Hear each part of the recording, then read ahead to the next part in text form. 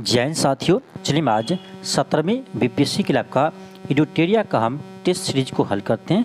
ये आपका एडुटेरिया का टेस्ट नंबर 5 है और ये आपका फुल टेस्ट है और इसमें हम लोग पूरे 150 क्वेश्चन को हल करने वाले हैं। यानी आपका मैथ्स के क्वेश्चन को भी हम हल करेंगे। तो चलिए हम आज का क्लास स्टार्ट करते हैं। देखिए आपका क्वेश्चन फर्स्ट है। क्वेश्चन आपका फर्स्ट है कि सूची 1 आपको दिया है ऋग्वेद के मंडल, सूची 2 दिया है उसके रचयिता, इसको मिलान करना है। तो देखिए द्वितीयक मंडल क्या होगा, इसका आपका 2 हो जाएगा। फिर आपका तृतीयक मंडल इसका होगा विश्वामित्र होगा, तो आपका बी का 1 हो जाएगा। फिर आपका चतुर्थ इसका है रचयिता वामदेव। फिर पंचम इसका होगा आपका अत्रि। तो आपका यानी देखा जाए तो आपका क्या होगा 2 1 2 1 4 3 किस ऑप्शन में है? ऑप्शन नंबर आपका सी में है 2 1 4 3। आगे बढ़ते हैं। अगला क्वेश्चन आपका सेकंड है।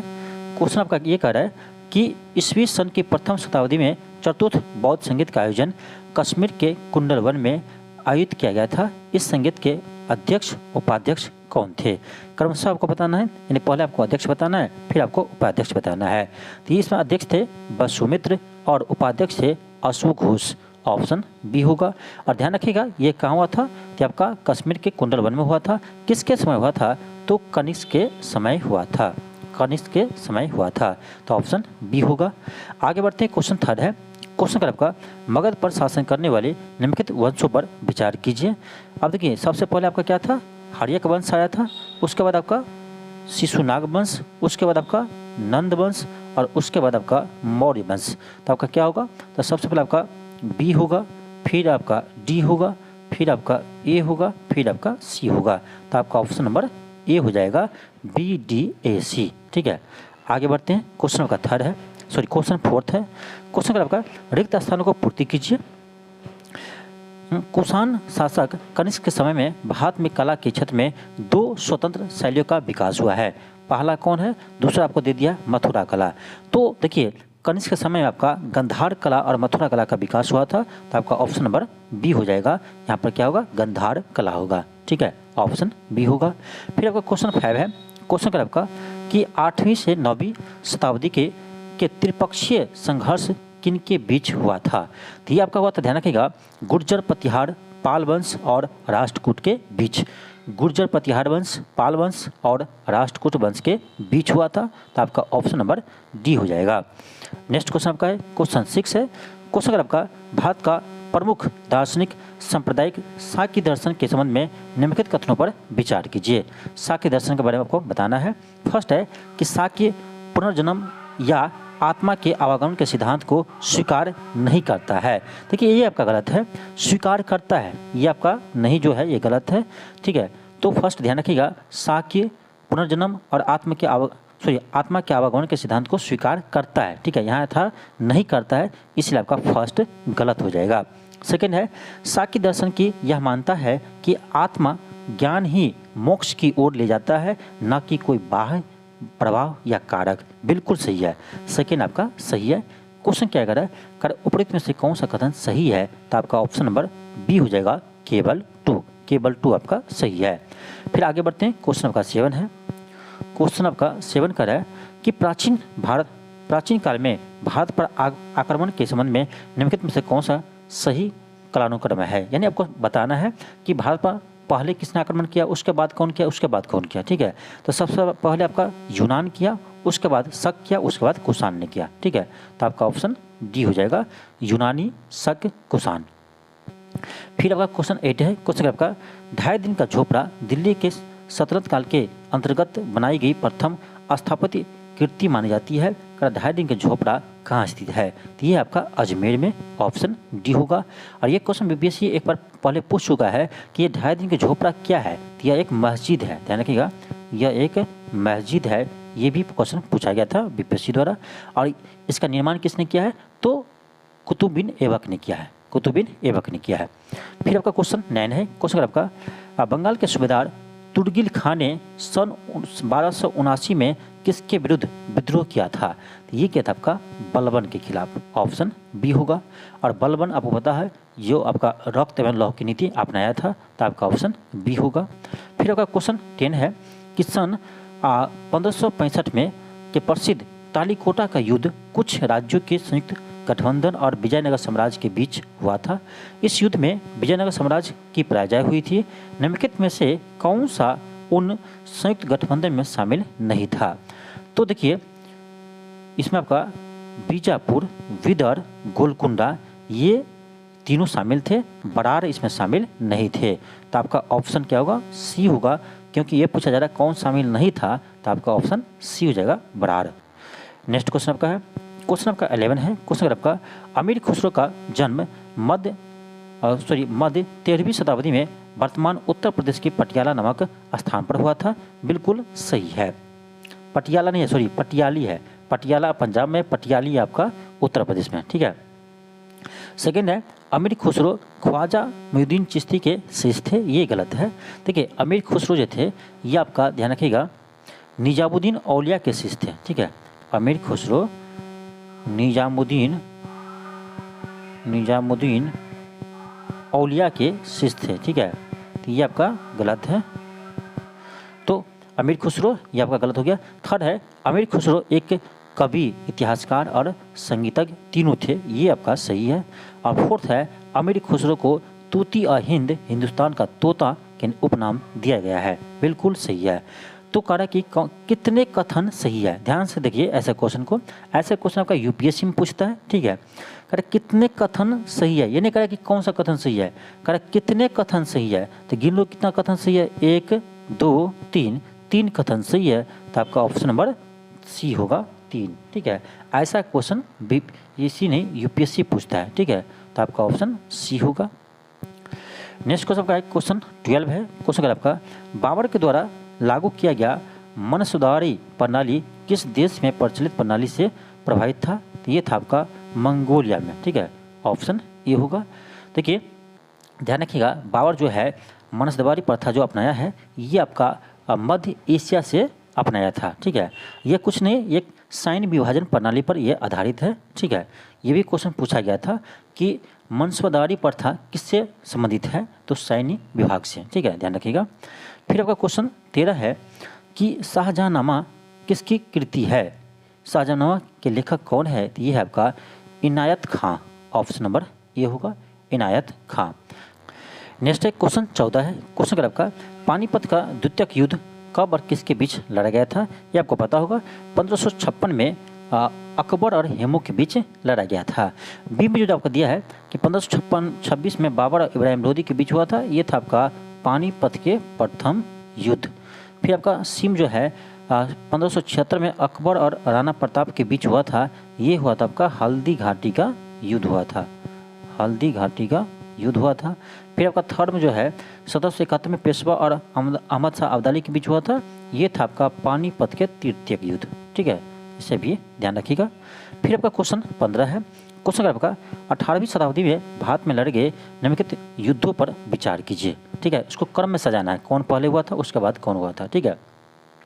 देखिए प्लासी का युद्ध आपको पता होगा, ये आपका जून 1757 में हुआ था। बक्सर का युद्ध ये भी आपको पता होगा, ये आपका अक्टूबर 1764 में हुआ था। फिर आपका है वांडीवास की युद्ध, ये आपका 1760 में हुआ था, ठीक है। किसके बीच हुआ था वांडीवास युद्ध? तो अंग्रेज और फ्रांस के बीच। फिर आपका है अंबर विद्रोह, अंबर का युद्ध, तो अंबर का युद्ध ये आपको हुआ था 1749 में, ठीक है, 1749 में। अब उसको अरेंज कर लीजिए, सबसे पहले 1749 होगा, यानी आपका सबसे पहले ऑप्शन सी होगा। फिर क्या होगा उसके बाद आपका 1749 के बाद 1757 होगा, यानी आपका फिर सी के बाद ए होगा, उसके बाद आपका डी होगा, फिर आपका बी होगा। तो CADB किस में है?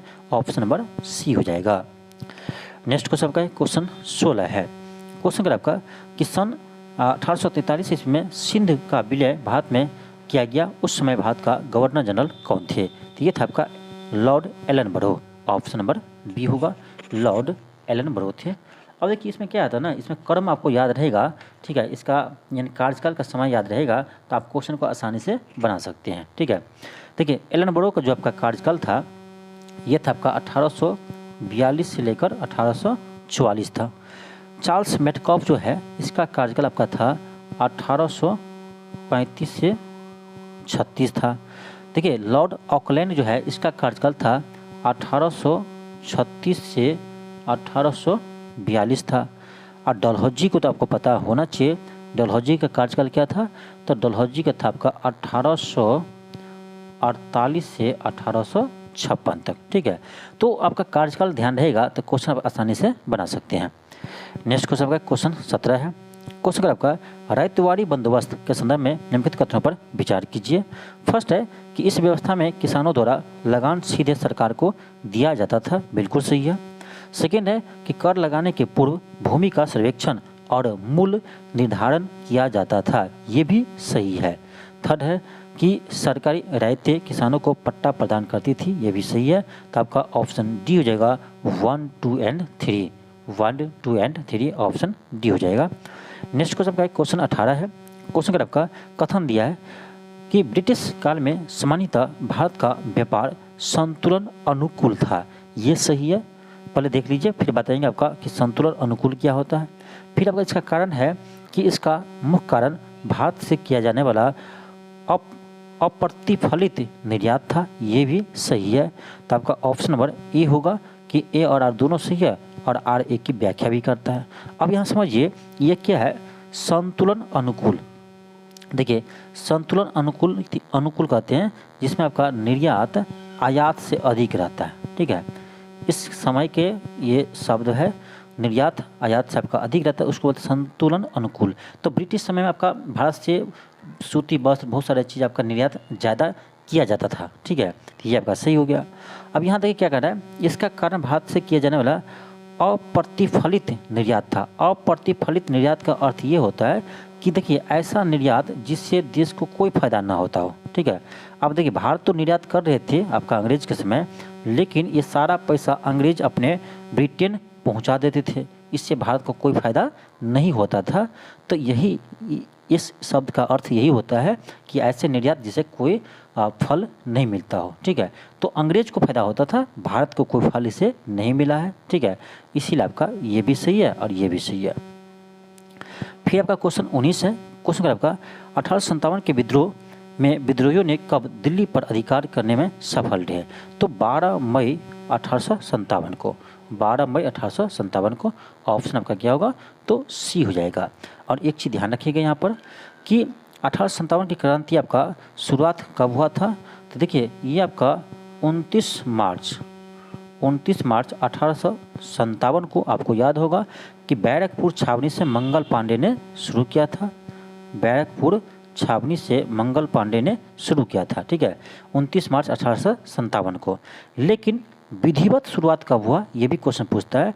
तो विधिवत शुरुआत इसका हुआ था 10 मई 1857 को। कहाँ से, मेरठ से। ठीक है, मेरठ से शुरुआत था। तो ये पॉइंट भी आप ध्यान रखिएगा। आगे बढ़ते हैं, क्वेश्चन आपका 20 है। अब इसमें देखिए आपको सूची 1 दिया, सूची 2 दिया, इसको मैच करना है। देखिए दक्कन किसान विद्रोह कब हुआ था, 1875 में हुआ था। फिर आपका सन्यासी विद्रोह आपका 1763 से 1800 के बीच में हुआ था। फिर आपका कोल विद्रोह, ये आपका 1831 से 32 में हुआ था। फिर आपका पवना विद्रोह, ये आपका 1873 में हुआ था। उसको मैच कर लीजिए, क्या होगा आपका 3, 4, 1, 2, 3, 4, 1, 2 किस में है, तो आपका ऑप्शन नंबर बी में है। तो इसका आंसर बी हो जाएगा, 20 का आंसर बी हो जाएगा। नेक्स्ट क्वेश्चन आपका है क्वेश्चन 21 है। क्वेश्चन अगर आपका राजा राम मोहन राय ने फारसी भाषा में मिरातुल अखबार का प्रकाशन प्रारंभ किया था। मिरातुल अखबार किस प्रकार का पत्र का समाचार पत्र था, सॉरी, तो ये था आपका साप्ताहिक। क्या था, साप्ताहिक था। ये भी ध्यान रखिए, मिरातुल अखबार के संपादक कौन थे, तो राजा राम मोहन राय थे। और इसका भाषा क्या था, तो फारसी था। ठीक है, ये भी ध्यान रखिएगा। देखिए क्वेश्चन सोल्व करना बड़ी बात नहीं है, क्वेश्चन तो यहाँ आप सोल्व कर लिए हैं, लेकिन इनसे संबंधित आपका जितने भी इंपॉर्टेंट पॉइंट है ये याद रखना जरूरी है। ठीक है, यहाँ आप क्वेश्चन में ही आपको दिया है कि मिरातुल अखबार का भाषा क्या है, फारसी है। इसका रचयिता कौन है, राजा राम मोहन राय है। अभी तो आपको क्वेश्चन में है, लेकिन बाद में हो सकता है कि यही आपको नहीं पता रहेगा कि मिरातुल अखबार के संपादक कौन थे। तो इसीलिए आपका जो क्वेश्चन है ना, क्वेश्चन भी आपका आंसर है, ध्यान रखिएगा। क्वेश्चन में भी आपका क्वेश्चन है, ठीक है, ये ध्यान रखिएगा। तो क्वेश्चन को आप सीधे बनाने के पर्पज से मत लगाइए, उसको पूरा डिस्कशन किया जाता है, ठीक है, तब आपको एक एक पॉइंट याद रहेगा। और यहाँ पर एक चीज़ और ध्यान रखिए, इस संवाद कौमुदी आप नाम सुने होंगे। संवाद कौमुदी के भी संपादक कौन है? यही है आपका राजा राममोहन राय, संवाद कौमुदी, ठीक है। ये भी प्रश्न आपके एग्जाम में पूछे जा सकते हैं। तो संवाद कौमुदी के भी आपका संपादक ये राजा राममोहन राय है, और इसे भारत का पुनर्जागरण का पिता भी कहा जाता है, ठीक है। अब देखिए इसका भाषा क्या था संवाद कौमुदी का, तो इसका भाषा था आपका बंगला भाषा था, और ये भी आपका साप्ताहिक पत्रिका था, ठीक है। नेक्स्ट है क्वेश्चन 22 है। क्वेश्चन का आपका निम्नलिखित में से किस समाज सुधारक संस्था की स्थापना सबसे पहले की गई थी? अब देखिए इसमें देव समाज का स्थापना कब हुआ है? तो ये आपका हुआ 1887 में, ठीक है। 1887 में देव समाज का स्थापना हुआ है। किसने किया है? शिव नारायण ने किया है, ठीक है, शिव नारायण। फिर आपका है सत्यशोधक समाज, इसका स्थापना आपका 1873 में हुआ है। किसने किया है? तो ज्योतिबा फुले ने किया है। फिर है आपका प्रार्थना समाज का स्थापना आपका 1867 में हुआ है। किसने किया है? तो आत्माराम पंडुरंग ने किया है। फिर आपका आर्य समाज का स्थापना कब हुआ है? तो 1875 में हुआ है। और किसने किया है? तो स्वामी दयानंद सरस्वती ने किया है, ठीक है। तो अब देख लीजिए इसको, आप सबसे यानी पहले का डेट कौन सा है? तो इसमें देखा जाए तो आपका है प्रार्थना समाज 1867, ऑप्शन सी होगा। फिर आपका नेक्स्ट क्वेश्चन है क्वेश्चन 23 है कि भारतीय राष्ट्रीय कांग्रेस को किसने सूक्ष्मदर्शी अल्पसंख्यकों की संस्था करके संबोधित किया था? तो ये किया था आपका, ध्यान रखिएगा, डफरिन, लॉर्ड डफरिन। देखिए डफरिन के समय ही ध्यान रखिएगा, जब भारत का वायसराय थे लॉर्ड डफरिन, तो उसी समय आपका 1885 में भारतीय राष्ट्रीय कांग्रेस का स्थापना EU होम ने किया था, ठीक है। और उसी समय लॉर्ड डफरिन ने कहा था कांग्रेस को सूक्ष्मदर्शी अल्पसंख्यकों का संस्था कहा था, ठीक है। आगे बढ़ते हैं, अगला क्वेश्चन का क्वेश्चन 24 है। क्वेश्चन का आपका कि निम्नलिखित कथनों पर विचार करें। कथन देखिए दिया है कि भारतीय राष्ट्रीय कांग्रेस के किसी वार्षिक अधिवेशन की अध्यक्षता करने वाली प्रथम महिला सरोजिनी नायडू थी। क्या सही है? नहीं, सही नहीं है, गलत है। क्वेश्चन सही से पढ़िए, क्या कह रहा है? भारतीय राष्ट्रीय कांग्रेस के किसी भी वार्षिक अधिवेशन की अध्यक्षता करने वाली प्रथम महिला आपको पता होगा एनी बेसेंट थी, न कि सरोजिनी नायडू, ठीक है। तो एनी बेसेंट इसका होना चाहिए, तो आपका फर्स्ट गलत है। तो सरोजिनी नायडू क्या है? तो सरोजिनी नायडू है भारतीय, अब जब आपसे पूछे कि भारतीय राष्ट्रीय कांग्रेस के प्रथम भारतीय महिला अध्यक्ष, तब होगा सरोजिनी नायडू, ठीक है। तो याद करते हैं तो सही से याद कीजिए, और जब क्वेश्चन बनाते हैं तो सही से क्वेश्चन को पढ़िए, नहीं तो आप यहाँ पर गलती कर देते हैं, मुझे पता है बहुत सारे स्टूडेंट कर देता है गलती। अब सेकेंड देखिए क्या कह रहा है, सरोजिनी नायडू ने वर्ष 1917 में भारतीय राष्ट्रीय कांग्रेस के वार्षिक अधिवेशन कोलकाता में हुआ था, उसकी अध्यक्षता की थी। क्या सही है? ये भी गलत है, यहाँ भी सरोजिनी नायडू ने की थी, नहीं, क्या होगा? एनी बेसेंट ने 1917 में कांग्रेस के कोलकाता अधिवेशन की अध्यक्षता की थी, ठीक है। तो ये दोनों बात एनी बेसेंट के लिए सही है, सरोजिनी नायडू के लिए दोनों बात गलत है, ठीक है। अब ये भी ध्यान रख लीजिए कि तब सरोजिनी नायडू कब की थी, ठीक है। तो ये ध्यान रखिए, ये की थी 1925 में, ठीक है, 1925 में की थी, और ये आपका कानपुर में अधिवेशन हुआ था, ठीक है। ये अधिवेशन कहाँ हुआ था? कानपुर में हुआ था। तो सरोजिनी नायडू कानपुर के कांग्रेस अधिवेशन की अध्यक्षता की थी 1925 में। और इसका याद रखना बहुत आसान है, कैसे? देखिए 1924 में किसने किया था अध्यक्षता? महात्मा गांधी ने। कहाँ पर? बेलगांव में किया था। और उसके अगले साल कौन किया है? तो सरोजिनी नायडू किया है। तो जहाँ जहाँ महात्मा गांधी जाते थे वहाँ वहाँ आप सरोजिनी नायडू को देखेंगे, ठीक है। ये ट्रिक हम बता रहे हैं, ऐसे कोई ये है नहीं, लेकिन ऐसे आप याद करेंगे ना, बहुत जगह आपको मिलेगा, ठीक है, हर जगह आपको मिलेगा, तो ऐसे आप याद रख सकते हैं, ठीक है। तो आपका इसका आंसर क्या होगा? ऑप्शन डी होगा। करेक्ट। कौन सा कथन सही है? तो कोई भी कथन सही नहीं है, न तो 1 है न ही 2 है। क्वेश्चन का 25 है। क्वेश्चन आपका वर्ष 1930 के सादा कानून के तहत बालकों और बालिकाओं के विवाह के लिए न्यूनतम आयु कितनी निर्धारित की गई थी? तो देखिए बालक के लिए 18 साल और बालिका के लिए 14 साल, तो आपका ऑप्शन नंबर ए हो जाएगा। फिर आपका क्वेश्चन 26 है कि निम्नलिखित क्षेत्रों पर विचार कीजिए, निम्नलिखित क्षेत्रों पर विचार कीजिए। करा उपयुक्त क्षेत्रों का ब्रिटिश साम्राज्य के अंतर्गत विलय का सही कालानुक्रम क्या है। ठीक है, ये देखिए अच्छा प्रश्न है। तो सबसे पहले देखिए सिंध को मिलाया था, उसके बाद भूटान को मिलाया था, उसके बाद आपका बर्मा को मिलाया था, उसके बाद आपका तिब्बत को मिलाया था। ठीक है, तो आपका ऑप्शन नंबर बी हो जाएगा, 26 का ऑप्शन बी हो जाएगा। आगे बढ़ते हैं, क्वेश्चन का 27 है। क्वेश्चन का आपका कोलकाता से दिल्ली जब राजधानी को हस्तांतरण किया गया था तो उस समय भारत के गवर्नर जनरल या वायसराय कौन थे। तो ये था आपका लॉर्ड हार्डिंग द्वितीय, ऑप्शन सी होगा। कब किया था, 1911 में किया था। आपको पता होगा 1911 में जॉर्ज पंचम के दिल्ली दरबार में जॉर्ज पंचम ने ये घोषणा किया था आपका कोलकाता से दिल्ली को भारत की राजधानी बनाया गया था। और वहीं पर आपका ध्यान रखिएगा, वहीं पर 12 दिसंबर 1911 को यानी बंगाल विभाजन को रद्द कर दिया। ठीक है, वहीं पर बंगाल विभाजन को भी रद्द कर दिया। आपको याद होगा कि बंगाल विभाजन 1905 में लॉर्ड कर्जन ने किया था और इसी को रद्द किया था 1911 में। ठीक है, किसके समय, लॉर्ड हार्डिंग द्वितीय के समय किसने किया था, तो जॉर्ज पंचम ने किया था। ठीक है, फिर क्वेश्चन 28 है। क्वेश्चन का आपका निम्नलिखित कथनों पर विचार करें।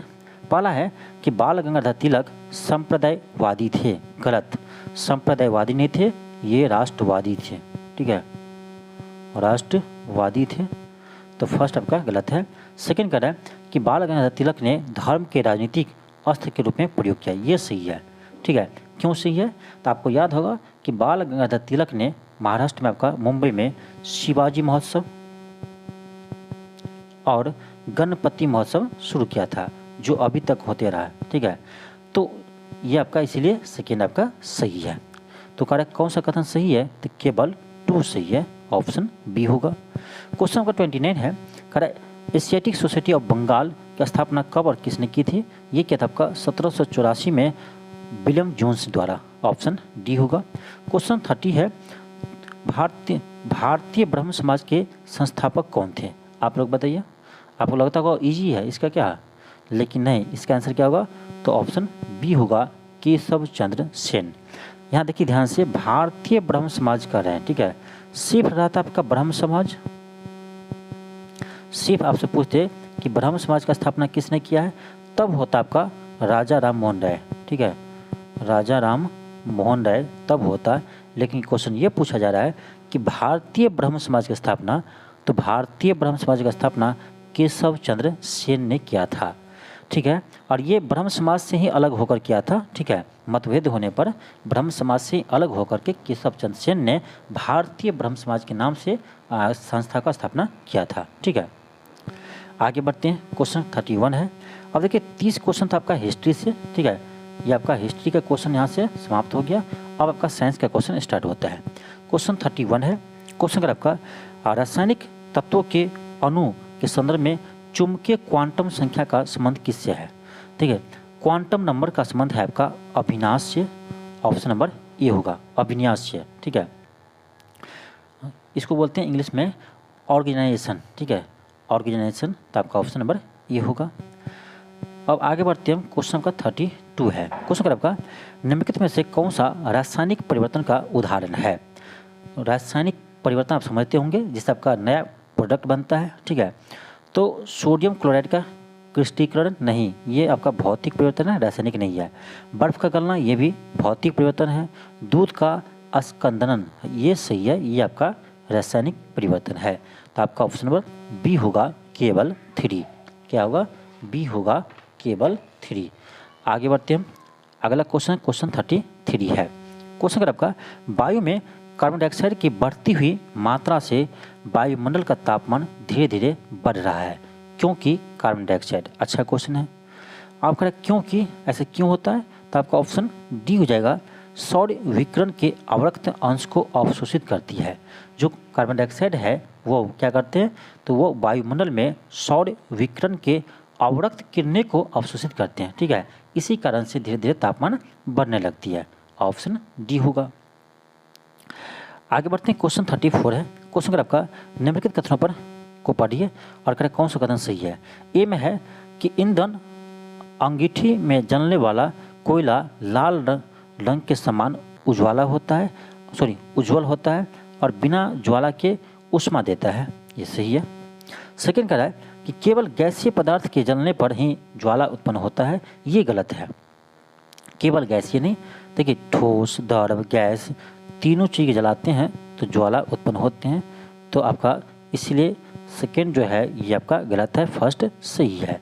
तो सेकंड गलत है, फर्स्ट सही है। किसमें है? ऑप्शन नंबर सी में है। क्वेश्चन 35 है।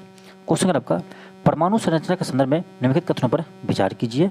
फर्स्ट अगर आपका परमाणुओं की संरचना से संबंधित पहला मॉडल जे थॉमसन द्वारा प्रस्तुत किया गया था। बिल्कुल सही है कि जे थॉमसन के द्वारा प्रस्तुत किया गया था। कब किया था? तो ध्यान रखिएगा डेट 1897 में। फिर आपका है कि नील्स बोर्स ने रदरफोर्ड के परमाणु मॉडल की त्रुटियों को दूर किया। ये भी सही है। ये कब किया था? तो 1913 में किया था। तो फर्स्ट भी सही है, सेकंड भी सही है। कर कौन सा कथन सही है? तो ऑप्शन सी होगा, 1 और 2 दोनों। क्वेश्चन 36 है। क्वेश्चन का आपका अल्फा कणों के 2 धन आवेशित होते हैं। बिल्कुल, अल्फा कण क्या होते हैं? 2 धन आवेशित होते हैं। कारण इसका द्रव्यमान लगभग किसके बराबर होगा? देखिए अल्फा कण जानते हैं आप लोग क्या होता है? तो हीलियम प्लस टू को क्या कहते हैं? अल्फा कण कहते हैं। और आपको पता होगा हीलियम में क्या होते हैं? तो आपका 2 इसमें प्रोटॉन होगा और 2 आपका न्यूट्रॉन होगा, तब तो उसका मास नंबर 4 होता है। ठीक है। तो देखिए जो हीलियम के न्यूक्लियस का आपका मास होगा वही आपका ये अल्फा कण के भी होगा। तो आपका ऑप्शन नंबर बी होगा, हीलियम के परमाणुओं के नाभिक के बराबर। ठीक है, ऑप्शन बी होगा। क्वेश्चन नंबर 37 है। क्वेश्चन आपका निम्नलिखित में से कौन सा रासायनिक परिवर्तन को निरूपित करते हैं? कौन सा रासायनिक परिवर्तन है? तो ईंधन का जलना और लोहे में जंग लगना, ये सब क्या है? रासायनिक परिवर्तन है। ठीक है। तो आपका 3 और 4 देखिए ऑप्शन नंबर सी में है, 3 और 4। तो आपका ऑप्शन सी हो जाएगा। आपका ये 1 में जो है लोहे का चुंबकन, ये क्या है? ये भौतिक परिवर्तन है। द्रव का संग्रहण क्या है? ये भौतिक परिवर्तन है। तो आपका केवल होगा 3, 4, यानी आपका ऑप्शन नंबर सी होगा, 3 और 4। क्वेश्चन 38 है। क्वेश्चन आपका निम्नलिखित फिर आपका यही है, कथन दिया है जब हम एक राशि के मापन की इकाई परिवर्तित करते हैं तो उसका संख्यात्मक मान परिवर्तित हो जाता है। बिल्कुल सही है। सेकंड है कारण कि मापन की इकाई छोटी होने के कारण इसका संख्यात्मक मान छोटा होता है। ये गलत है। फर्स्ट सही है और गलत है। कैसे? देखिए 1 किलोमीटर कितना होता है? 1 किलोमीटर का 1000 मीटर होता है। ठीक है। तो देखिए यूनिट था आपका किलोमीटर, तो यहाँ 1 था, छोटा था। लेकिन किलोमीटर से यूनिट तो छोटा होता ना मीटर, लेकिन ये हो गया 1000। किलोमीटर में 1 ही है लेकिन मीटर में 1000 हुआ। तो यहाँ पर हम देखे हैं कि जैसे जैसे इकाई को हम छोट करते हैं तो संख्यात्मक मान क्या होता है? बढ़ता है। देखो ना, इकाई यहाँ किलोमीटर है, मीटर से बड़ा होता है आपका, लेकिन यहाँ मीटर हुआ तो कम हुआ ना, इकाई कम हुआ, छोटा हुआ, लेकिन यहाँ मान देखो बढ़ गया। ठीक है। तो क्वेश्चन थोड़ा समझने वाला क्वेश्चन था। ठीक है। तो आपका यानी ये सही है, ये गलत है। यहाँ छोटा नहीं होगा, यहाँ बड़ा होगा। ठीक है। तो आपका ए सही है, आर गलत है, ऑप्शन नंबर सी होगा। फिर आपका क्वेश्चन 39 है। क्वेश्चन आपका जब कोई वस्तु वृत्तीय पथ पर 2 चक्कर लगाती है तो उसके द्वारा क्या होगा? बहुत सिंपल क्वेश्चन है। ये देखिए सर्कुलर मोशन में है। ठीक है। अब यहाँ से आपका ये 2 चक्कर लगा रहे, 1 चक्कर कंप्लीट किया, फिर दूसरा चक्कर कंप्लीट किया, फिर यहीं आएगा। अब देखिए जहाँ से चले हैं वहीं पहुँच गए हैं। इसका मतलब डिस्प्लेसमेंट कितना हो गया? 0। डिस्प्लेसमेंट होता है आपका कि final position minus initial position. तो हम जहाँ से स्टार्ट किए वहीं पर पहुँच गए हैं, तो दोनों के बीच में दूरी कितना है? 0 है। तो यानी डिस्प्लेसमेंट कितना हुआ? 0 हुआ। अब कहेगा डिस्टेंस कितना तय किया? तो भाई दूरी देखो, डिस्टेंस कितना किया? 1 चक्कर किया होगा तब 2πr ये परिधि के बराबर चला होगा। फिर 1 चक्कर और लगाया है तो इसमें 2 से गुना कर देंगे। यानी इसका डिस्टेंस कहा जाए तो 4πr हो जाएगा, लेकिन डिस्प्लेसमेंट कहा जाए तो 0 हो जाएगा। अब चलिए देखते हैं। फर्स्ट कह रहा है दूरी का मान 0 होगा, कभी नहीं, ध्यान रखिएगा, दूरी कभी 0 नहीं होता है। ठीक है। सेकंड कह रहा है आपका दूरी के मान वृत्तीय पथ की परिधि के बराबर होगा, गलत है। देखिए परिधि के बराबर नहीं होगा, परिधि के 2 गुना होगा। क्योंकि 2 चक्कर लगा रहा है, ठीक है। 1 चक्कर लगाता तो अब बराबर होता, लेकिन 2 चक्कर लगा रहा है तो परिधि के दोगुना होगा। फर्स्ट सेकेंड आपका गलत है। थर्ड कह रहा है विस्थापन का मान वृत्तीय परिधि के मान के दोगुना होगा। ये देखिए विस्थापन नहीं, दूरी, विस्थापन तो 0 होगा, तो थर्ड भी गलत है, ठीक है। फोर्थ कह रहा है विस्थापन का मान 0 होगा, यही केवल सही है। तो केवल 4 होगा आपका, ऑप्शन सी होगा केवल 4, ठीक है। आई होप समझ गए होंगे। आगे बढ़ते हैं। क्वेश्चन आपका 40 है। क्वेश्चन का आपका जब ध्वनि का तारत्व यानी पिच में वृद्धि होती है तब निम्नलिखित में से किसकी वृद्धि होती है? तो यह है आपका आवृत्ति की, फ्रीक्वेंसी की। ध्यान रखिएगा ध्वनि के तारत्व यानी पिच जो है ये आपका फ्रीक्वेंसी पर डिपेंड करता है। जैसे जैसे फ्रीक्वेंसी बढ़ाएंगे वैसे वैसे ध्वनि का तारत्व भी बढ़ेगा, ठीक है। तो आपका ऑप्शन सी होगा। नेक्स्ट क्वेश्चन 40 है। क्वेश्चन का आपका जब ध्वनि के तारत्व यानी पिच में वृद्धि होती है तब निम्नलिखित में से किसकी वृद्धि होती है? तो ये होती है आपका फ्रीक्वेंसी की। ध्यान रखिएगा जैसे जैसे आपका फ्रीक्वेंसी बढ़ेगा ध्वनि के तारत्व यानी पिच में भी वृद्धि होगा, ठीक है। ऑप्शन सी हो जाएगा। फिर क्वेश्चन आपका 41 है। क्वेश्चन का आपका निम्नलिखित में से कौन सा अणुओं के बारे में सही है? फर्स्ट है कि यह 2 या 2 से अधिक परमाणुओं का एक समूह होता है जो आपस में रासायनिक बंध द्वारा जुड़े होते हैं, बिल्कुल सही है। सेकेंड कह रहा है यह एक ही तत्व के परमाणु परस्पर संयुक्त करके अणु निर्मित करते हैं, ये गलत है। एक ही तत्व के परमाणु नहीं, एक और एक से अन्य तत्व के साथ भी करते हैं, ठीक है। कैसे आपको चलिए दिखाते हैं। देखिए ठीक है, एक तत्व का अणु जैसे O2 है तो ऑक्सीजन से ही मिलकर बना है, लेकिन H2O जो है ये भी तो आपका है, ठीक है। तो इसमें क्या है, हाइड्रोजन भी है ऑक्सीजन भी है। तो ऐसा तो नहीं है कि सेम एलिमेंट्स बनता है, दूसरे एलिमेंट्स भी बनता है। तो आपका सेकेंड गलत है और फर्स्ट आपका सही है। तो कह रहा सही कौन सा है? तो आपका ऑप्शन नंबर ये होगा केवल 1। आगे बढ़ते हैं। क्वेश्चन 42 है। क्वेश्चन का आपका निम्नलिखित आपका कथन दिया है कि किसी वस्तु की चाल ऋणात्मक नहीं हो सकता है। बिल्कुल, किसी भी वस्तु का आपका स्पीड, इंग्लिश में समझिए स्पीड, ठीक है। किसी भी ऑब्जेक्ट का स्पीड कभी भी निगेटिव नहीं होता है, क्योंकि स्पीड क्या है, स्केलर क्वांटिटी है, ठीक है, अदिश राशि है। क्योंकि स्पीड क्या है, अदिश राशि है, इसलिए कभी भी निगेटिव नहीं होता है, ठीक है। तो फर्स्ट आपका क्या है, कथन क्या है, ये सही है। आर कह रहा है जब वस्तु धनात्मक दिशा में के विपरीत दिशा में गति करती है तो उसकी चाल धनात्मक होती है। किसी दिशा में गति करे चाल हमेशा धनात्मक ही होगा, स्पीड हमेशा पॉजिटिव ही होगा, ठीक है, ध्यान रखिएगा। तो ये भी आपका सही है, लेकिन ये इसका एक्सप्लेनेशन नहीं कर रहा है, स्पष्टीकरण नहीं कर रहा है। क्यों? कारण हम बताए हैं कि किसी वस्तु का स्पीड निगेटिव क्यों नहीं होता है, क्योंकि आपका स्पीड एक स्केलर क्वांटिटी है यानी अदिश राशि है, इसीलिए वो निगेटिव नहीं होता है। तो इसका कारण आपका सही नहीं है, दोनों सही है लेकिन इसका एक्सप्लेन नहीं कर रहा है। तो आपका ऑप्शन बी होगा। ए और आर तो सही है लेकिन आर ए का सही स्पष्टीकरण नहीं है। क्वेश्चन 43 है। क्वेश्चन आपका निम्नलिखित में से किसका संबंध न्यूटन के तृतीय नियम से है? न्यूटन का तृतीय नियम से कौन सा है? फर्स्ट आपका कह रहा है बंदूक से गोली छोड़ने पर बंदूक के पीछे की ओर गति करना, बिल्कुल सही है, न्यूटन का थर्ड लॉ है। सेकेंड है नाविक का नाव से किनारे पर कूदना, ये भी है। आप देखे होंगे नाविक जब नाव से किनारे पर कूदते हैं तो नाव उसका पीछे की ओर चला जाता है। क्यों? क्योंकि जितना बल वो नाव पर लगाया है उतना ही बल उसके पैर पर नाव भी लगाया होगा, ठीक है। थर्ड है कि सड़क पर चलना, बिल्कुल सही है।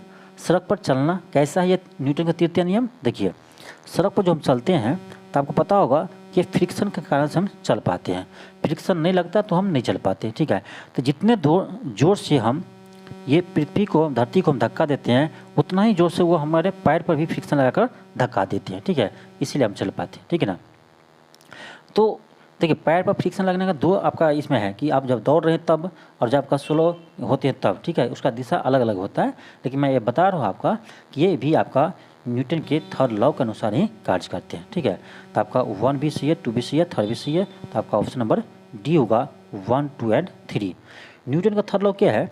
जब किसी वस्तु पर बल आप लगाते हैं तब दूसरी वस्तु भी पहली वस्तु पर इतना ही बल लगाते हैं लेकिन उसके विपरीत दिशा में लगाते हैं, ठीक है। और ध्यान रखिएगा न्यूटन का थर्ड लॉ एक ही वस्तु पर लागू नहीं होता है, ये भी प्रश्न आपके आते हैं, ठीक है। आगे चलते हैं, चलिए क्वेश्चन 44 है। क्वेश्चन अगर आपका प्रकाश सरल रेखा पथ पर चलता है, यदि उसके पथ में अपारदर्शी छोटी वस्तु रखी गई हो तो उसके यह किनारे पर मुड़ जाती है, इस प्रभाव को क्या कहते हैं? उसे हम कहते हैं प्रकाश का विवर्तन। क्या कहते हैं? प्रकाश का विवर्तन करते हैं, उस डिफ्रैक्शन ऑफ लाइट कहते हैं, ठीक है, डिफ्रैक्शन ऑफ लाइट कहते हैं उसे। तो आपका ऑप्शन बी हो जाएगा। आगे क्वेश्चन 45 है। क्वेश्चन आपका प्रकाश वैद्युत प्रभाव, प्रकाश वैद्युत प्रभाव में क्या होता है, यानी फोटो इलेक्ट्रिक इफेक्ट में क्या होता है? तो फोटो इलेक्ट्रिक इफेक्ट में क्या होता है? प्रकाश ऊर्जा को ये विद्युत ऊर्जा में रूपांतरित कर देते हैं, ऑप्शन बी होगा। क्वेश्चन 46 है। क्वेश्चन आपका यदि धावक को दौड़ने के बाद जांघ पेशी में ऐंठन या दर्द महसूस होता है तो यह निम्नलिखित में से किसके संचयन के कारण से होता है? तो ये होता है आपका लैक्टिक अम्ल के जम जाने के कारण से, ठीक है, ऑप्शन आपका ये हो जाएगा। वहाँ पर लैक्टिक अम्ल जमा हो जाते हैं, उसी कारण से वहाँ पर दर्द महसूस होने लगता है। तो आपका ऑप्शन क्या होगा? ए हो जाएगा, लैक्टिक अम्ल। आगे बढ़ते हैं, क्वेश्चन आपका 47 है। क्वेश्चन आपका 47 है। क्वेश्चन आपका यदि मानव रुधिर की लाल रुधिर कणिकाएं यानी आरबीसी के एक पृथक किया जाता है और उन्हें सामान्य लवण के घोल में तनुकृत किया जाता है तो आरबीसी का क्या होगा? तो आरबीसी का उससे कोई फर्क नहीं पड़ेगा, आपका ऑप्शन नंबर डी हो जाएगा। आरबीसी के व्यास पर कोई परिवर्तन नहीं होगा, आरबीसी के व्यास में कोई परिवर्तन नहीं होगा। क्वेश्चन आपका 48 है। क्वेश्चन आपका ईस्ट का प्रयोग वैन और बीयर उद्योग में किया जाता है, क्योंकि यह अवायवीय रूप से अल्कोहल का उत्पादन करता है। आपको पता होना चाहिए कि ईस्ट का प्रयोग यानी वैन और बियर में करते हैं, क्यों करते हैं? तो अल्कोहल के उत्पादन के लिए, ठीक है, ऑप्शन सी होगा। आगे बढ़ते हैं, क्वेश्चन का 49 है। क्वेश्चन आपका निम्न में से पुष्पीय पादप में लैंगिक जनन का सही क्रम है? तो ये आपका ऑप्शन बी हो जाएगा, युग्म जनन, प्रागन, निषेचन, फल, बीज, अंकुरन, ऑप्शन बी होगा। क्वेश्चन का 50 है। क्वेश्चन आपका निम्नलिखित में से कौन सा जोड़ा सही सम्मिलित है? अब देखिए, ये जब का है इनसोमिया, ये आपका नींद से संबंधित होते हैं, और जब का है एनोरेक्सिया, ये आपका खाने का विकार है। बाकी जब का है डिस्पेनेसिया, सांस की तकलीफ है। फिर आपका एनोस्मिया, ये आपका गंध की आंशिक या पूर्ण हानि है। ये थर्ड और फोर्थ आपका केवल सही है। तो आपका क्या होगा? ऑप्शन नंबर ए हो जाएगा, केवल 3 एंड 4। और ये जो क्वेश्चन है ये आपका 69वें बीपीएससी में पूछा है होगा, ठीक है, पूछा है, सॉरी, आप यदि क्वेश्चन बैंक बनाए होंगे तो देखे होंगे आपका ये 69वें बीपीएससी में पूछा गया था। क्वेश्चन का 51 है। क्वेश्चन आपका लिपिड्स का पाचन निम्नलिखित में से किसकी उपस्थिति में होता है? तो लिपिड्स का पाचन होता है पित्त, अम्ल और लैपेज की उपस्थिति में। तो आपका होगा 1 एंड 2, तो यानी आपका ऑप्शन नंबर सी होगा, केवल 1 एंड 2। और एक चीज़ ध्यान रखिएगा, ट्रिप्सिन, टॉलिन और पेप्सिन, ठीक है, ट्रिप्सिन, टॉलिन और पेप्सिन ये पाचक एंजाइम है, ठीक है, ट्रिप्सिन, टॉलिन और पेप्सिन, ठीक है। तो आपका ऑप्शन यहाँ पर ऐसे सी होगा। आगे बढ़ते हैं क्वेश्चन 52 पर। क्वेश्चन आपका 52 है। कथन दिया है कि उदक में वाले व्यक्ति को प्रायः प्यास लगती है, बिल्कुल सही है। सेकंड का आपका उदक में वाला व्यक्ति वैसोप्रेसिन के अतिस्राव से ग्रस्त रहता है। अतिस्राव नहीं, वहाँ पर इसका स्राव कम होता है, अधिक नहीं होता है, कम होता है, ठीक है। तो आपका ए तो सही है लेकिन आर गलत है, आपका ऑप्शन नंबर सी हो जाएगा। ए सही है लेकिन आर गलत है। क्वेश्चन का 53 है। क्वेश्चन आपका निम्नलिखित में से कौन सा बड़ी आंत का कार्य है? तो इसमें केवल आपका ऑप्शन 4 होगा, जल का अवशोषण। तो ऑप्शन सी होगा, केवल 4, जल का अवशोषण ये बड़ी आंत का कार्य है। नेक्स्ट है क्वेश्चन 54 है। क्वेश्चन आपका निम्नलिखित में से कौन सा पौधे में मौजूद सरल अस्थायी उत्तकों का समूह है? तो ये आपका पेरेन्काइमा, कोलोनिकाइमा और एस्क्लेनिकाइमा, जबकि ये आपका फ्लोएम और अब जाइलम और फ्लोएम जो होता है ये होता है आपका जटिल उत्तक, ठीक है, ये आपका जटिल उत्तक होता है, इसे भी ध्यान रखिएगा। और जाइलम का जल का परिवहन करना कार्य है और फ्लोएम का कार्य क्या है? तो भोजन पहुंचाना, ठीक है। क्वेश्चन का 55 है। क्वेश्चन का आपका इंसुलिन एक वसा भंडार हार्मोन्स है, ठीक है, जो अग्नाशय द्वारा स्रावित किया जाता है और चयापचय प्रक्रिया को नियंत्रित करता है। बिल्कुल सही है। और ध्यान रखिएगा जो इंसुलिन का स्राव होता है ये आपका अग्नाशय के बीटा कोशिका से होता है। ये भी क्वेश्चन पूछा गया है, बीटा कोशिका से होता है, ध्यान रखिएगा। फिर आपका सेकेंड है कि मेलाटोनिन का उत्पाद मस्तिष्क के पीनियल द्वारा होता है और मस्तिष्क के जो सोने और जागने के चक्र को नियंत्रित करता है। ये भी सही है। तो कौन सा कथन सही है? तो ऑप्शन सी होगा, 1 और 2 दोनों सही है। 1 और 2 दोनों सही है। नेक्स्ट आपका है क्वेश्चन 56 है। क्वेश्चन आपका हाइड्रोफोनिक्स क्या है? तो हाइड्रोफोनिक्स कहते हैं मृदा संवर्धन रहित पौधा, यानी वैसे पौधे जहाँ पर मृदा की जरूरत नहीं होती है, ठीक है, यानी कह सकते हैं बिना मिट्टी के पौधे को उगाने को हम हाइड्रोफोनिक्स कहते हैं, ठीक है। ऑप्शन ए होगा। क्वेश्चन 57 है। क्वेश्चन आपका उपग्रहों के बैटरी को चार्ज करने के लिए किस उपकरण का उपयोग करते हैं? तो केवल सौर सेल का उपयोग करते हैं। तो आपका केवल थर्ड होगा और केवल थर्ड ऑप्शन बी में है, तो आपका केवल थर्ड होगा। क्वेश्चन का नेक्स्ट है क्वेश्चन 58 है। क्वेश्चन आपका भाभा परमाणु अनुसंधान केंद्र द्वारा हाल ही में पुनः आरंभ किए गए भारत के सबसे पुराने शोध रिएक्टर का नाम क्या है? तो ये है आपका अप्सरा। ये भारत का प्रथम रिएक्टर है अप्सरा, ठीक है। तो यह इसका प्रचलन पहले यानी बंद हो गया था, लेकिन पुनः इसका यानी प्रचलन स्टार्ट किया है, ठीक है। तो आपका ऑप्शन ए हो जाएगा। नेक्स्ट आपका क्वेश्चन है क्वेश्चन आपका 59 है। क्वेश्चन आपका कायिक कोशिका न्यूक्लियर अंतरण प्रौद्योगिकी यानी somatic cell nuclear transfer technology का अनुप्रयोग क्या है?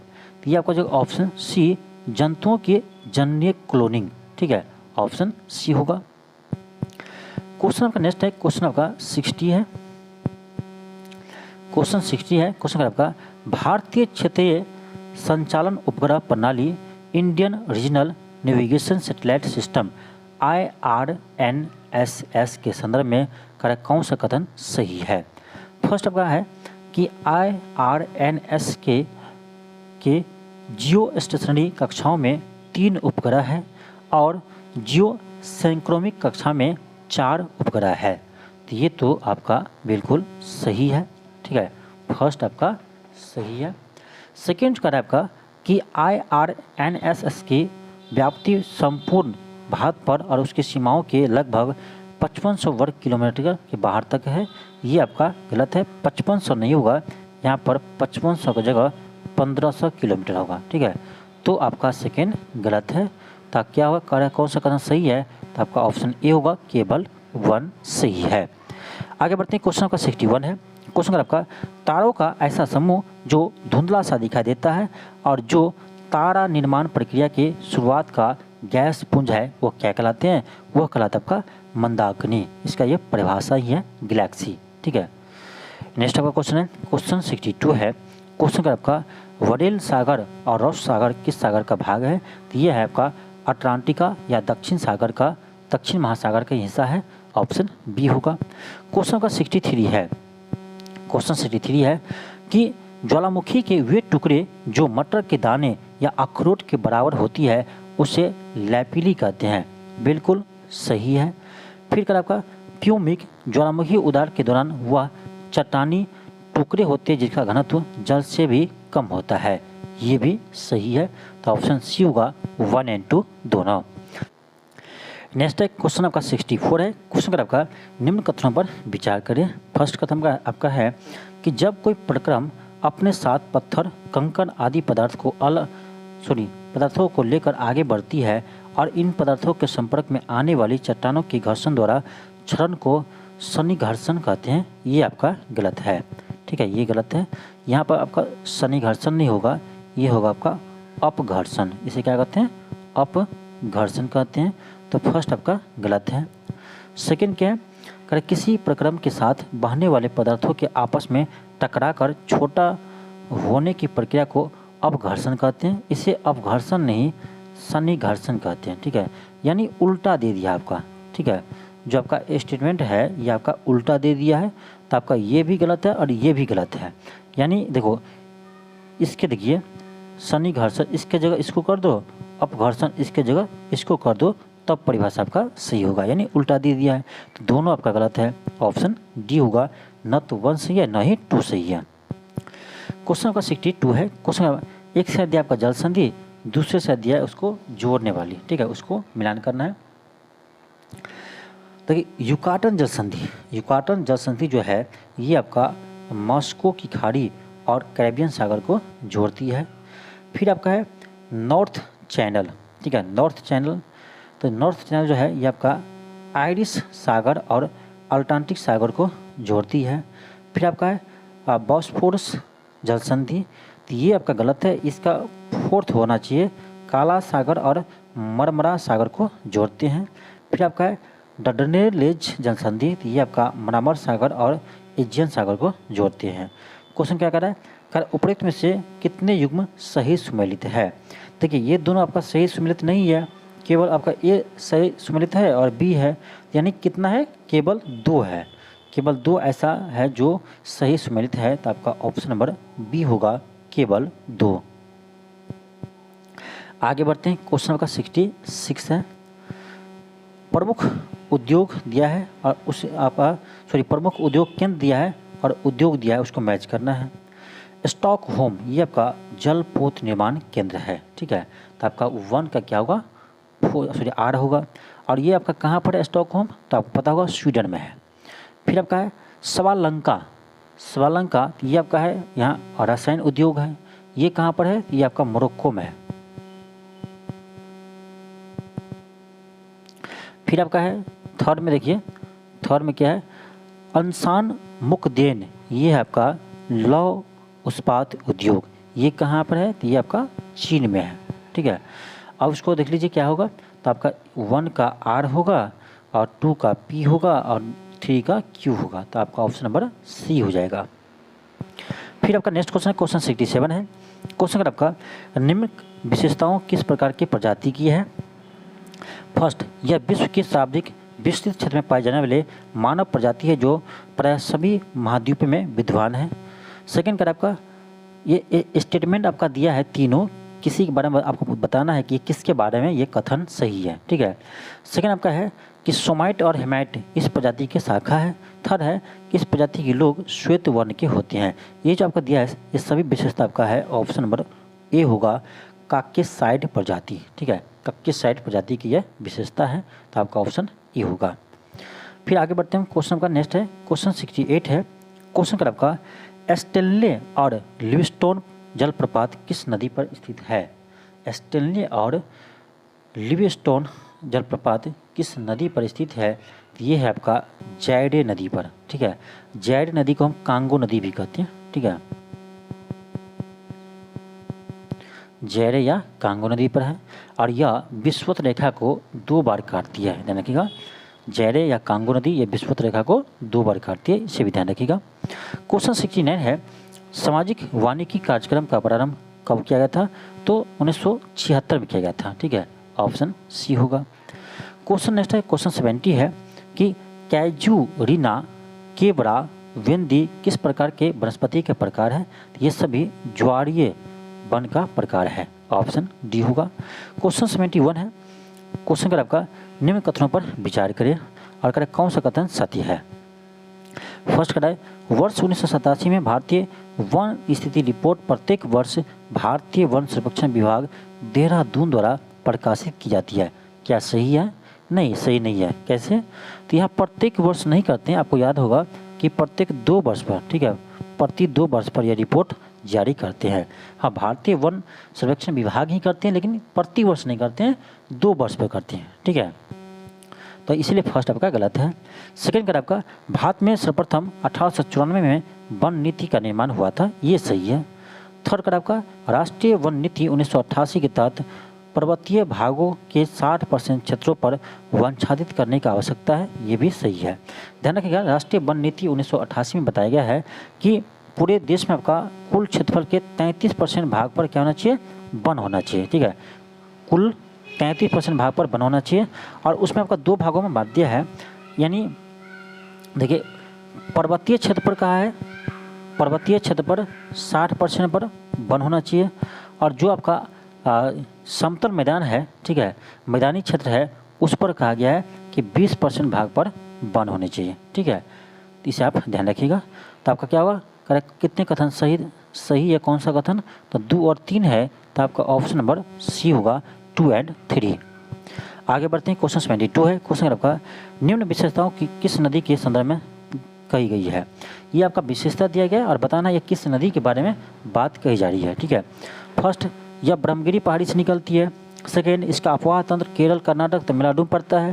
थर्ड, इसकी सहायक नदी हेमावती, अक्रवती, सुवर्णवती शामिल है। तो ये सभी कहा जा रहा है आपका कावेरी नदी के बारे में, ठीक है। जब भी आपका सहायक नदी दे दिया वहाँ से भी आप पकड़ सकते हैं, या ये दे दिया कि ब्रह्मगिरी पहाड़ी से निकलती है तो कावेरी नदी निकलती है, यहाँ से भी आप पकड़ सकते थे, ठीक है। तो ऑप्शन बी होगा। क्वेश्चन नंबर 73 है कि ट्रांस हिमालय और बृहद हिमालय किसके द्वारा अलग होते हैं। तो ये आपको याद होना चाहिए, ITSZ, ठीक है, ITSZ के द्वारा अलग होते हैं। ऑप्शन आपका डी होगा। क्वेश्चन 74 है। क्वेश्चन आपका चिल्ला परियोजना, माती टिल्ला परियोजना और चेब्रो परियोजना, ये सभी जो है ये किस राज्य की परियोजना है। तो ये सभी आपका उत्तर प्रदेश की है। सॉरी, आपका ऑप्शन नंबर क्या होगा, तो ये होगा उत्तर प्रदेश। ध्यान रखिएगा, चिल्ला परियोजना जो है वो उत्तर प्रदेश के चिल्ला नदी पर है। माती टीला परियोजना, ठीक है, ये आपको याद रहना चाहिए। माती टीला परियोजना ये आपका बेतवा नदी पर है। किस पर है, बेतवा नदी पर है। फिर है चिब्रो परियोजना, तो चिब्रो आपका है टोंस नदी पर, ठीक है, चिब्रो जो है ये टोंस नदी पर है, और ये सभी आपका उत्तर प्रदेश में है। ऑप्शन ए होगा। नेक्स्ट है क्वेश्चन 75 है। क्वेश्चन आपका प्रोजेक्ट विकन, प्रोजेक्ट हिरक, प्रोजेक्ट दंतक का संबंध किससे है। इन सभी का संबंध सड़क परिवहन से है, ठीक है, सड़क परिवहन से है। और सड़क परिवहन कहा जाए तो ये है आपका सीमा सड़क परिवहन यानी BRO से संबंधित है, ठीक है। और BRO का स्थापना कब हुआ था, 1960 में हुआ था, ठीक है, ध्यान रखिएगा, BRO का स्थापना 1960 में हुआ था। आगे बढ़ते हैं, क्वेश्चन का 76 है। क्वेश्चन कर आपका 1833 के चार्टर अधिनियम के द्वारा बॉम्बे और मद्रास प्रेसिडेंसी को विधायी शक्ति से समाप्त कर दिया था। बिल्कुल सही है। 1833 के चार्टर एक्ट अधिनियम के तहत बॉम्बे और मद्रास की प्रेसिडेंसी को विधायी शक्तियाँ को समाप्त कर दिया था। सेकेंड कर आपका 1861 के भारत परिषद अधिनियम के द्वारा बॉम्बे और मद्रास के प्रेसिडेंसी को विधायी शक्तियाँ पुनः बहाल कर दिया गया। ये भी सही है। तो आपका सी हो जाएगा, 1 और 2 दोनों सही है, ठीक है, 1 और 2 दोनों सही है। और एक चीज़ ध्यान रखिएगा, चार्टर एक्ट 1833 के तहत ही आपका बंगाल के गवर्नर जनरल को आपका पूरे देश का गवर्नर जनरल कहा जाने लगा, ठीक है, इससे भी आप ध्यान रखिएगा। आगे बढ़ते हैं, क्वेश्चन नेक्स्ट है। क्वेश्चन का आपका 77, भारतीय संविधान के अनुच्छेद 21 के अंतर्गत विधि द्वारा स्थापित प्रक्रिया की अवधारणा को किस देश के संविधान से प्रेरित होकर ग्रहण की है। ये किया आपका जापान से। ऑप्शन बी होगा। विधि द्वारा स्थापित प्रक्रिया कहा जाए तो जापान होगा, और विधि का शासन कहा जाए तो ब्रिटेन होगा, ठीक है, विधि का शासन कहा जाए तब आपका ब्रिटेन होता। यहाँ पर है विधि द्वारा स्थापित प्रक्रिया, यह जापान हो जाएगा। ऑप्शन बी होगा। क्वेश्चन 78 है। अब देखिए, इसमें आपका सूची 1 दिया, सूची 2 दिया, इसको मिलान करना है। एक सेट दिया आपका संविधान के भाग 4A आपको पता होगा, मूल कर्तव्य, तो ए का 2 होगा। भाग 9A, तो 9A में आपका क्या है, नगर पालिका है। 9B में क्या है, तो 9B में आपका ये हो जाएगा सहकारी समितियाँ। फिर आपका 14 की ए में इसका जगह अधिकरण हो जाएगा, ठीक है। अब मैच कर लीजिए, आपका ए का 2 है, बी का 4 है, सी का 3 है, डी का 1 है, तो 2 4 3 1 होगा। 2 4 3 1 किस में है, तो चलिए ऑप्शन देख लेते हैं। तो आपका ऑप्शन नंबर ए में है 2 4 3 1। यहाँ पर एक चीज़ और ध्यान रखिएगा, हो सकता है आपके एग्जाम में यहाँ से प्रश्न अलग से बन जाए। देखिए, भाग 4A कब जोड़ा गया था, तो भाग 4A आपको याद होगा 42वें संविधान संशोधन के तहत जोड़ा गया था, मौलिक कर्तव्य, ठीक है, यानी मूल कर्तव्य। फिर आपका भाग 9A ये कब जोड़ा गया था, तो भाग 9A आपका ये 74वें संविधान संशोधन के तहत जोड़ा गया था। भाग 9A ख कब जोड़ा गया था, यानी 9B, तो भाग 9B जो है ये ध्यान रखिएगा 97 97वें संविधान संशोधन के द्वारा जोड़ा गया था। फिर आपका भाग 14 का ए, तो ये आपका 42वें संविधान संशोधन के तहत जोड़ा गया था। तो ये भी इम्पोर्टेंट था, इसे आप ध्यान रखिएगा। क्वेश्चन आपका आगे है। क्वेश्चन का आपका भारतीय संविधान की प्रस्तावना में प्रयुक्त निम्नलिखित शब्दों का विचार कीजिए। ये जो आपका शब्द है पंथ निरपेक्ष, लोकतांत्रिक, समाजवाद और प्रभुत्व संपन्न, इसको आपको उस क्रम में सजाना है जैसे आपके भारत के संविधान की प्रस्तावना में लिखा गया उसी तरह से, ठीक है। तो हमारे प्रस्तावना में क्या लिखा है, संविधान के प्रस्तावना में क्या लिखा है, इसमें लिखा है कि हम भारत के लोग संपूर्ण प्रभुत्व संपन्न, समाजवादी, पंथ निरपेक्ष, लोकतांत्रिक गणराज्य स्थापित करना चाहते हैं। यानी इस शब्द का जो क्रम है ना उसको ध्यान रखिए। क्या, प्रभुत्व संपन्न, समाजवादी, पंथ निरपेक्ष, लोकतांत्रिक गणराज्य स्थापित करना चाहते हैं। तो आपका ऑप्शन नंबर बी हो जाएगा। ये क्रम आपका सही है। आगे बढ़ते हैं। क्वेश्चन नेक्स्ट है, क्वेश्चन आपका 80 है। इसमें आपको क्या करना है, इसमें आपका दिया है कथन कर भारत का राष्ट्रपति प्रत्यक्ष निर्वाचित होता है। क्या होता है? प्रत्यक्ष नहीं होता है, प्रत्यक्ष या अप्रत्यक्ष रूप से निर्वाचित होता है। जनता डायरेक्ट वोट राष्ट्रपति के चुनाव में नहीं करते हैं, ये आपको पता होगा। भारत के राष्ट्रपति के चुनाव में कौन वोटिंग करते हैं? तो आपका संसद के दोनों सदन के सदस्य, कौन? निर्वाचित सदस्य केवल, और आपका सभी राज्यों के विधानसभा के निर्वाचित सदस्य और दिल्ली और पांडुचेरी के विधानसभा के निर्वाचित सदस्य भाग लेते हैं, ठीक है। तो यानी इसमें डायरेक्ट जनता चुनाव राष्ट्रपति का नहीं करता है। तो 1 आपका गलत हो गया। ए। आर कह रहा है कि भारत में संसदीय प्रणाली को गणतंत्रवाद के साथ जोड़ा गया है। भारत में संसदीय शासन प्रणाली को गणतंत्रवाद के साथ जोड़ा गया है, बिल्कुल सही है। तो आपका ए सही है, आर गलत है। सॉरी ए गलत है, आर सही है। ऑप्शन डी होगा, ए गलत है, आर सही है। आगे बढ़ते हैं। क्वेश्चन 81 है। 81 में कहा आपका भारतीय संविधान के अनुच्छेद 1 में के अनुसार क्या है? तो 1 में क्या कहा गया? इसमें कहा गया कि भारत राज्यों का संघ है। भारत राज्यों का संघ है, यानी यूनियन ऑफ स्टेट्स, ठीक है। ऑप्शन नंबर डी होगा। क्वेश्चन 82 है। क्वेश्चन आपका भारत का एक नागरिक अपनी नागरिकता कब खो देगा? यदि वह भारत की नागरिकता को त्याग करता है। यदि कोई व्यक्ति भारत की नागरिकता को त्याग करता है तो उसका तो नागरिकता खत्म हो ही जाएगा। सेकेंड है, यदि यह किसी अन्य देश के नागरिक से विवाह कर लेता है। ऐसा नहीं है कि वो दूसरे देश के से विवाह कर लेगा तो इसका नागरिकता खत्म होगा, ये आपका गलत है। थर्ड है, किसी अन्य देश की नागरिकता को स्वेच्छा से प्राप्त कर लेता है। हाँ, आप किसी अन्य देश का स्वेच्छा से आप नागरिकता लेते हैं तो आपका भारत का नागरिकता ऑटोमेटिक खत्म हो जाएगा, ठीक है। तो थर्ड आपका सही है। फोर्थ करा सरकार की आलोचना, लोकतंत्र है तो आलोचना कर सकते हैं, ठीक है, उससे आपका नागरिकता नहीं जाएगा। ऐसे रहता तो अभी वर्तमान में जो है उसमें बहुत सारे लोग का नागरिकता चले जाता है, लेकिन ऐसा नहीं है। वो प्रधानमंत्री हो, किसी को कुछ भी कर सकता है, लेकिन मौलिक अधिकार के अंतर्गत ही रहना चाहिए, ठीक है। तो सरकार की आलोचना करने से नागरिकता नहीं जाएगा। 5 है, न्यायालय की अवमानना, ठीक है, इससे भी आपका नागरिकता नहीं जाएगा। तो केवल आपका 1 एंड 3 होगा। तो आपका ऑप्शन नंबर बी होगा, केवल 1 एंड 3। और जो आपका नागरिकता है ये संविधान के किस भाग में उल्लेख है? तो ध्यान रखिएगा, संविधान के भाग 2 में उल्लेख है और अनुच्छेद 5 से लेकर 11 तक यानी 11 तक इसमें आपका उल्लेख है, इसे भी आप ध्यान रखिएगा। और एकल नागरिकता है भारत में, ये भी ध्यान रखिएगा। क्वेश्चन 83 है कि संविधान के किस अनुच्छेद के तहत राज्यपाल को अध्यादेश जारी करने की शक्ति प्राप्त है? तो ये आपका अनुच्छेद 213 के तहत। कैसे याद रखेंगे? तो देखिए, राष्ट्रपति की जो अध्यादेश जारी करने की शक्ति प्राप्त है ये आपका अनुच्छेद 123 में है। 123 को ही देखिए, 2 को आप पहले लिख दीजिए, 1 को बाद में लिखिए, 3 को ऐसे रहने दीजिए, 213 बन गया। तो ऐसे याद रख सकती हैं, ठीक है, याद करना आसान है। क्वेश्चन का 84 है।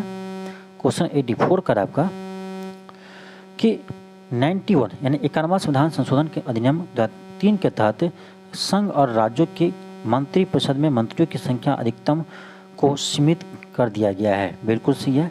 91वें संविधान संशोधन 2003 के तहत इसमें कहा गया है कि लोकसभा और राज्य के विधानसभा में आपका जो मंत्री होगा वो आपका लोकसभा के, ध्यान रखिएगा, लोकसभा के कुल सदस्य के 15% से अधिक नहीं होगा। 15% से अधिक नहीं होगा, ठीक है। और विधानसभा में भी कहा गया कि 15% से आपका विधानसभा के कुल सदस्य के 15% से अधिक आपका मंत्री नहीं होगा, लेकिन मिनिमम 12 मंथ से भी कम मंत्री नहीं होगा। ये राज्यों के लिए कहा गया है, ठीक है। राज्यों के लिए कहा गया है कि 15% से अधिक तो मंत्री नहीं होगा, लेकिन कम से कम 12 होगा, 12 से कम नहीं होगा, ठीक है। ये भी कंडीशन लगाया है, ध्यान रखिएगा। तो फर्स्ट आपका सही है। सेकेंड में देखते क्या कहा गया। सेकेंड कह रहा है उपरोक्त अधिनियम के आधार पर यदि किसी राज्य विधानसभा में अधिकतम सदस्य की संख्या 40 हो तो उस राज्य की मंत्री परिषद में मुख्यमंत्री सहित अधिकतम 6 मंत्री नहीं, अधिकतम 6 नहीं, अधिकतम 12, ठीक है, 12 मंत्री को शामिल किए जा सकते हैं। देखिए जहाँ पर विधानसभा का सीट 40 से कम है या 40 है, ध्यान रखिएगा, जहाँ पर विधानसभा का सीट 40 है या 40 से कम है, वहाँ पर कहा गया आपका कि आप देखिए इसका आप कीजिएगा कितना, इसका आप यानी 15% कीजिएगा तो 15 चौका 60 आपका 6 मंत्री हो रहा है, ठीक है। यहाँ पर देखा जाए आपका 15% तो 6 मंत्री होता है, लेकिन यहीं पर आपका यह कंडीशन लगाया है कि मिनिमम 12 मंत्री होना चाहिए। विधानसभा का सीट कितना भी है इसका मतलब नहीं है, आपका मिनिमम 12 मंत्री होना चाहिए, ठीक है। तो आपका यहाँ पर क्या होगा, यहाँ पर 6 नहीं होगा 12 होगा, इसलिए सेकेंड गलत है, फर्स्ट सही है। तो आपका ऑप्शन नंबर क्या होगा। अब देखिए क्या कह रहा है क्वेश्चन कि कौन सा कथन असत्य है। अभी हम भी नहीं देखते तो गलत कर देते हैं। कह रहा कौन सा कथन असत्य है यानी गलत है, तो सेकेंड कथन गलत है, तो इसका आंसर सेकेंड होगा, ऑप्शन बी होगा। आगे बढ़ते हैं, क्वेश्चन 85 है। क्वेश्चन आपका लोकसभा में लेखा अनुदान सरकार द्वारा किस उद्देश्य से प्रस्तुत किया जाता है। तो सिंपल बात है, आपका जो ऑप्शन डी निश्चित अवधि के लिए संचित निधि से धन निकालने के लिए। देखिए संचित निधि से धन निकालने के लिए लेखा अनुदान यानी प्रस्तुत किया जाता है, ठीक है। और लेखा अनुदान जो है इसका उल्लेख आपका अनुच्छेद 116 में किया गया है।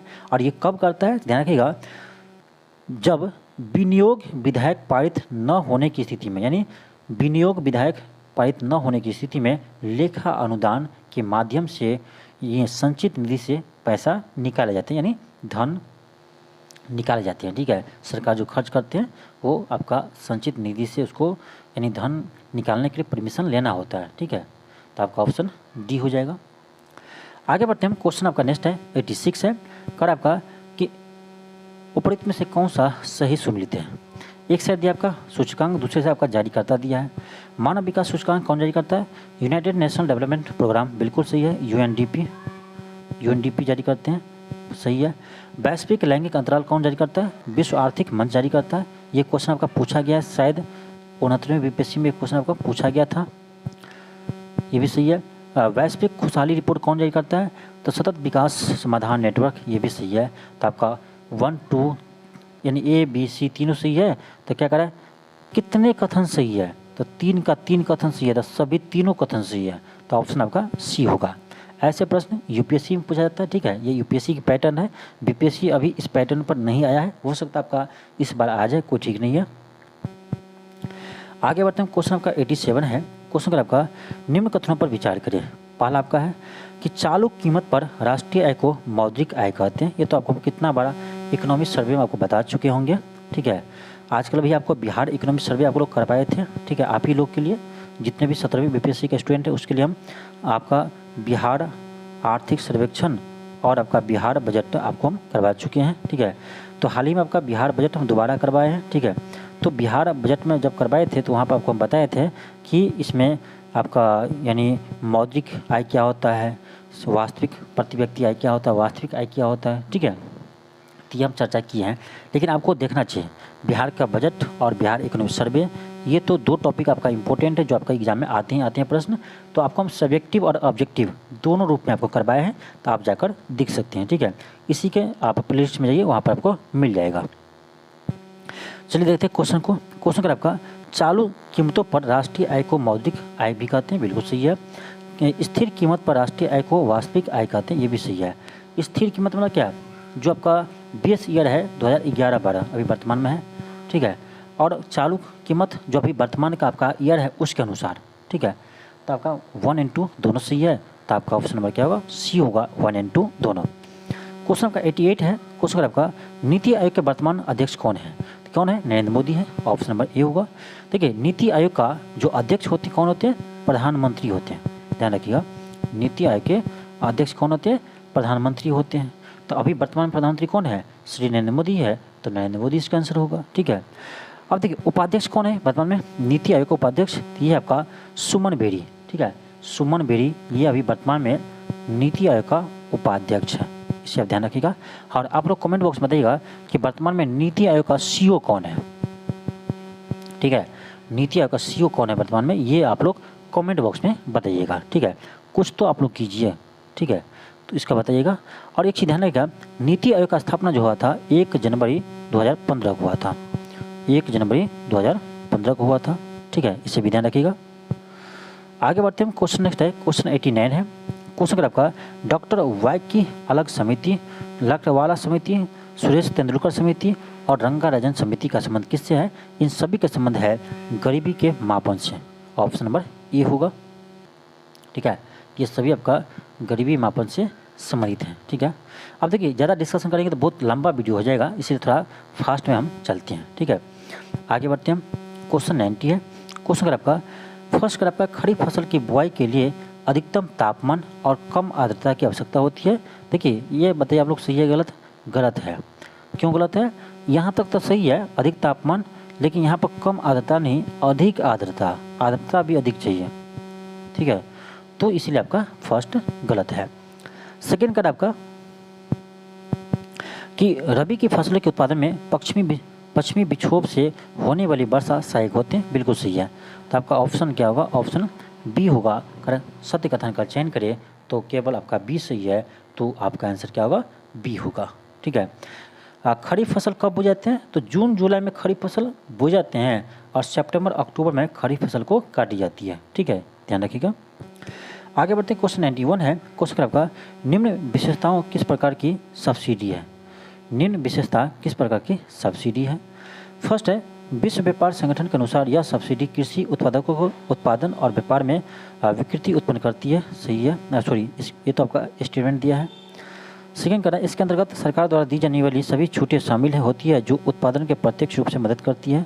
यह विकसित देश हेतु 5% प्रति वर्ष और विकासशील देश हेतु 10 वर्ष प्रति वर्ष छूट निर्धारित किया गया है। ये जो बात कर रहे हैं ये सभी आपका अंबर बॉक्स सब्सिडी के बारे में बात कर रहे हैं। ऑप्शन बी होगा। आगे बढ़ते हैं, क्वेश्चन 92 है। क्वेश्चन आपका मोरी कल्चर का संबंध किससे है? तो मोरी कल्चर का संबंध है रेशम कीट हेतु शहतूत उगाने से। ऑप्शन बी होगा। क्वेश्चन का 93 है। क्वेश्चन का आपका फिलिप्स वर्क किसके मध्य संबंध को दर्शाते हैं? तो फिलिप्स वर्क जो है ये आपका मुद्रास्फीति दर और बेरोजगारी दर के बीच संबंध को दर्शाते हैं। अब देखिए आपका 69वें बीपीएससी से आपका अब इकोनॉमिक्स पर भी बीपीएससी ने फोकस देना स्टार्ट कर दिया है।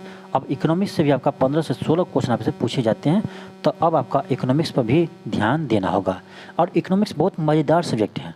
ठीक है, आप यदि उसको समझ जाते हैं तो आप ये मैथ की तरह है। ठीक है, साइंस की तरह है, एक बार पढ़ते हैं तो आपको दोबारा जल्दी पढ़ने की जरूरत नहीं पड़ता है। ठीक है, एक बार समझ जाते हैं तो आप यानी 6 महीना 1 साल बाद भी नहीं पढ़ेंगे तो कोई दिक्कत नहीं होता है। जो आपका ओरिजिनल जो आपका इकोनॉमिक्स है उसका हम बात कर रहे हैं। ठीक है, बहुत मज़ेदार सब्जेक्ट होता है, तो आप इकोनॉमिक्स भी पढ़िए। ठीक है, होगा तो इम्पोर्टेंट पॉइंट आपको क्लास में करवा देंगे कुछ आपके एग्जाम से पहले। देखिए फिलिप्स वर्क जो होता है ये आपका बताता है कि मुद्रास्फीति और बेरोजगारी दर। देखिए ये कहता है आपका ये यहाँ पर मुद्रास्फीति है, मान लीजिए यहाँ पर आपका ये बेरोजगारी दर है। ठीक है, ये ऐसे वक्र बताया है। इसका अर्थ ये हुआ कि जैसे जैसे मुद्रास्फीति बढ़ेगा वैसे वैसे आपका बेरोजगारी दर क्या होगा? कम होगा। जैसे जैसे मुद्रास्फीति बढ़ेगा वैसे वैसे बेरोजगारी दर कम होगा। यानी ये दोनों क्या है? इनवर्सली प्रोपोर्शनल है, मुद्रास्फीति और बेरोजगारी दर। यानी देखिए मुद्रास्फीति बढ़ता है इससे क्या होगा? उत्पादन यानी उत्पादन करने के लिए क्या होगा? उसको एनर्जी मिलेगा, उससे क्या होगा? उससे वो रोजगार के लिए आपका अधिक श्रम की आवश्यकता होगी। जब श्रम की आवश्यकता होगी तो लोग को बेरोजगारी कम होगा। ठीक है, इसी कारण से होता है। इसीलिए कहते हैं किसी भी देश को विकसित करने के लिए आपका मिनिमम मुद्रास्फीति होना जरूरी है। ठीक है, किसी भी देश के विकास के लिए आपका मिनिमम मुद्रास्फीति होना जरूरी है। इसीलिए कहते हैं क्योंकि थोड़ा सा मुद्रास्फीति रहेगा तो लोग यानी काम करना चाहेगा। जब काम करना चाहेगा उससे क्या होगा? बेरोजगारी दर कम होगा। ठीक है, तो आपका ऑप्शन नंबर सी होगा। आगे बढ़ते हैं, क्वेश्चन 92 है कि तरलता की दृष्टि से मुद्रा का क्रम है, ये तो आपका ऑप्शन बी हो जाएगा। M1, M2, M3, M4, यानी सबसे अधिक आपका M1 का लिक्विडिटी होते हैं, फिर M2 को होता है, फिर M3 का होता है, सबसे कम आपका M4 का होता है। और ध्यान रखिएगा, इसमें आपको पूछेगा सबसे, इसमें आपका क्वेश्चन पूछता है एग्जाम में कि व्यापक मुद्रा किसे कहते हैं। ध्यान रखिए, व्यापक मुद्रा इसमें M3 को कहते हैं, ठीक है। व्यापक मुद्रा सबसे कौन है, तो M3 है, ये एग्जाम में पूछे जाते हैं, ध्यान रखिएगा।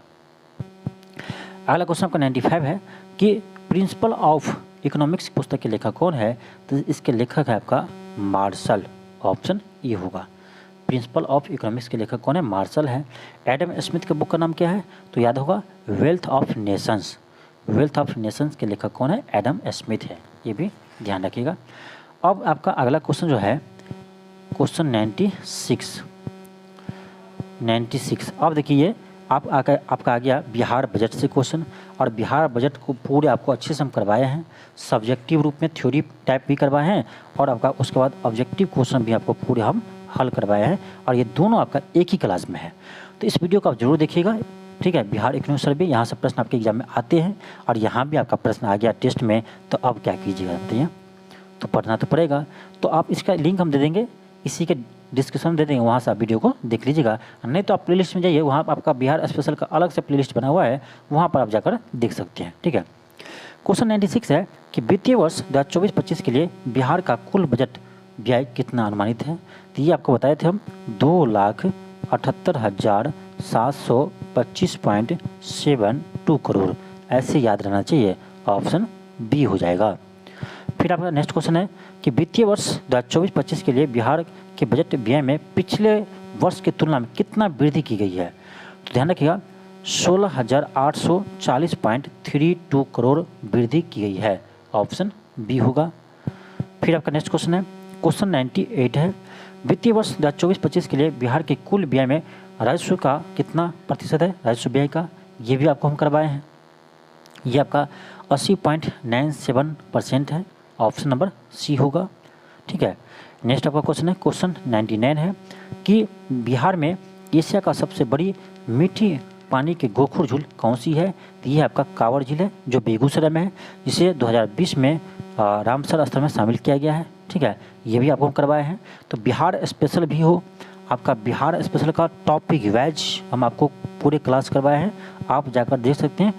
प्लेलिस्ट में जाइए, एक बार चैनल को अच्छे से देखिए क्या क्या चीज़ है, बहुत अच्छा चीज़ है, अच्छे अच्छे कंटेंट हम देते हैं, ठीक है। तो बिहार स्पेशल के भी आपको क्लास अच्छे से करवाए हैं, चाहे ज्योग्राफी हो, चाहे आपका हिस्ट्री हो, ठीक है, टॉपिक वाइज करवाए हैं, ठीक है। नदी है तो नदी का, हाँ, आपका जैसे खनिज है तो खनिज का अलग से क्लास करवाए हैं, सब्जेक्टिव ऑब्जेक्टिव दोनों टाइप से। तो उसको जाकर देखिए, आपका एक भी बिहार स्पेशल क्वेश्चन नहीं छूटेगा एग्जाम में, मेरा वादा है, आप मेरा क्लास करके जाइए, ठीक है। तो आपका जगह ऑप्शन बी कांवर झील। आगे बढ़ते क्वेश्चन आपका 100 है भारत की जनगणना 2011 के अनुसार बिहार की महिला साक्षरता दर कितनी है, तो ये आपका 51.5%, ऑप्शन नंबर डी होगा। इसका भी डाटा आपका बहुत जगह गलत मिल जाएगा, ठीक है। तो आपको बिहार जनगणना 2011 भी करवाए हैं, हाल ही में करवाए हैं, आप जाकर देख सकते हैं। और ध्यान रखिएगा, देखिए बिहार में टोटल आपका जो साक्षरता दर है ये आपका 61.8% है, ठीक है। पुरुष में कहा जाए तो इसमें क्या कि 10 ऐड कर दीजिएगा, तो आपका जगह 71.2% पुरुष की साक्षरता दर है। महिला कहा जाए तो 10 क्या कीजिए माइनस कर दीजिए, तो 51.5% ये महिला की साक्षरता दर है बिहार में, ठीक है। याद करने का ये तरीका है, आसानी से याद रख सकते हैं। क्वेश्चन आपका 101 है, क्वेश्चन आपका बिहार में किस आंदोलन के दौरान आज़ाद दास्ता का सक्रिय था, किस आंदोलन के दौरान बिहार में आज़ाद दास्ता सक्रिय था, तो ये था आपका भारत छोड़ो आंदोलन के समय। और ध्यान रखिए, आज़ाद दास्ता का गठन किसने किया है, जयप्रकाश नारायण ने किया है। क्वेश्चन 102 है कि 1917 में चंपारण सत्याग्रह के से कौन संबंधित नहीं है, अब ये भी हम करवाएं, आप जाकर देख सकते हैं बिहार स्पेशल में, ठीक है। तो ध्यान रखिए, देखिए JB कृपलानी थे, राजकुमार शुक्ल भी थे, और डॉक्टर राजेंद्र प्रसाद भी थे, लेकिन राम मनोहर लोहिया ये आपका चंपारण सत्याग्रह से संबंधित नहीं है।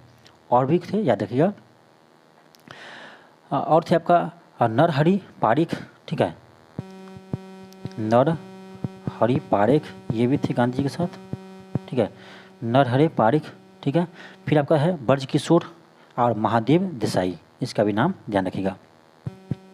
क्वेश्चन 103 है कि 2011 की जनगणना के अनुसार बिहार के किस जिले में महिलाओं की संख्या पुरुष से अधिक है? ये क्वेश्चन बीपीएससी ने पूछा है, ठीक है। तो ये आपका गोपालगंज में है, ठीक है। गोपालगंज में आपको बताए थे कि 1021 क्या है, 1021 लिंगानुपात है, यानी 1000 पुरुषों पर 1021 महिला है। तो एकमात्र जिला है बिहार का आपका गोपालगंज, ठीक है। और सबसे कम कहाँ है? तो सबसे कम आपका मुंगेर में है। सबसे कम आपका लिंगानुपात कहाँ है? मुंगेर में है। और इसका याद रखना 876 घटते क्रम में याद रखिए, 876 है। तो ये ट्रिक सारा हम बताए हैं, कैसे याद रखेंगे, कैसे जनगणना का सारा पॉइंट याद रहेगा। आप जाकर देखिए, जो बिहार जनगणना हम करवाए हैं उसका जाकर आप देखिए, सारा पॉइंट आपको याद हो जाएगा। फिर क्वेश्चन आपका 104 है, कह बिहार विधानसभा में अनुसूचित जाति यानी SC उम्मीदवार के लिए कितने सीट आरक्षित है? तो 38। अब यहाँ देखिए कुछ पॉइंट आप याद रखिए। देखिए बिहार में आपसे पूछे विधानसभा सीट कितना है? तो 243 है। उसमें से आपका 38 सीट जो है ये आपका SC के लिए रिजर्व है। 38 सीट SC के लिए रिजर्व है। और विधान परिषद के, तो बिहार में विधान परिषद की सीट आपका टोटल 75 है। और लोकसभा की सीट कहे तो टोटल 40 है, ठीक है। और लोकसभा की सीट जो 40 है, और उसमें से ध्यान रखिएगा आपका SC के लिए इसमें 6 सीट रिजर्व है, ठीक है। आपका जो लोकसभा में 40 सीट है उसमें से SC के लिए आपका 6 सीट रिजर्व है। फिर आपका लोकसभा हो गया। फिर आपका राज्यसभा में आपका बिहार से 16 सीट है, ठीक है। तो ये आप ध्यान रखिएगा, ये यहाँ से आपके एग्जाम में प्रश्न आते हैं। आगे बढ़ते क्वेश्चन आपका 105 है, 1931 में बिहार सोशलिस्ट पार्टी का गठन किसके द्वारा किया गया था?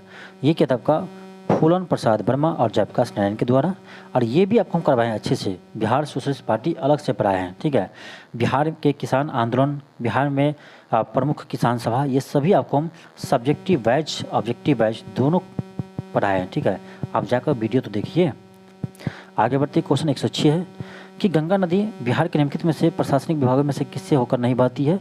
तो कोसी मगध से, ठीक है। ऑप्शन डी होगा। और ध्यान रखिएगा बिहार में गंगा नदी टोटल 12 जिलों से होकर गुजरती है, ठीक है।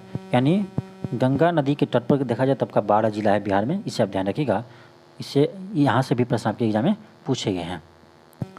आगे जाते हैं, आगे बढ़ते क्वेश्चन 107 है कि बिहार में सर्च लाइट समाचार पत्र के संपादक कौन है? तो ये आपका मुरली मोहन प्रसाद है। ऑप्शन नंबर सी होगा।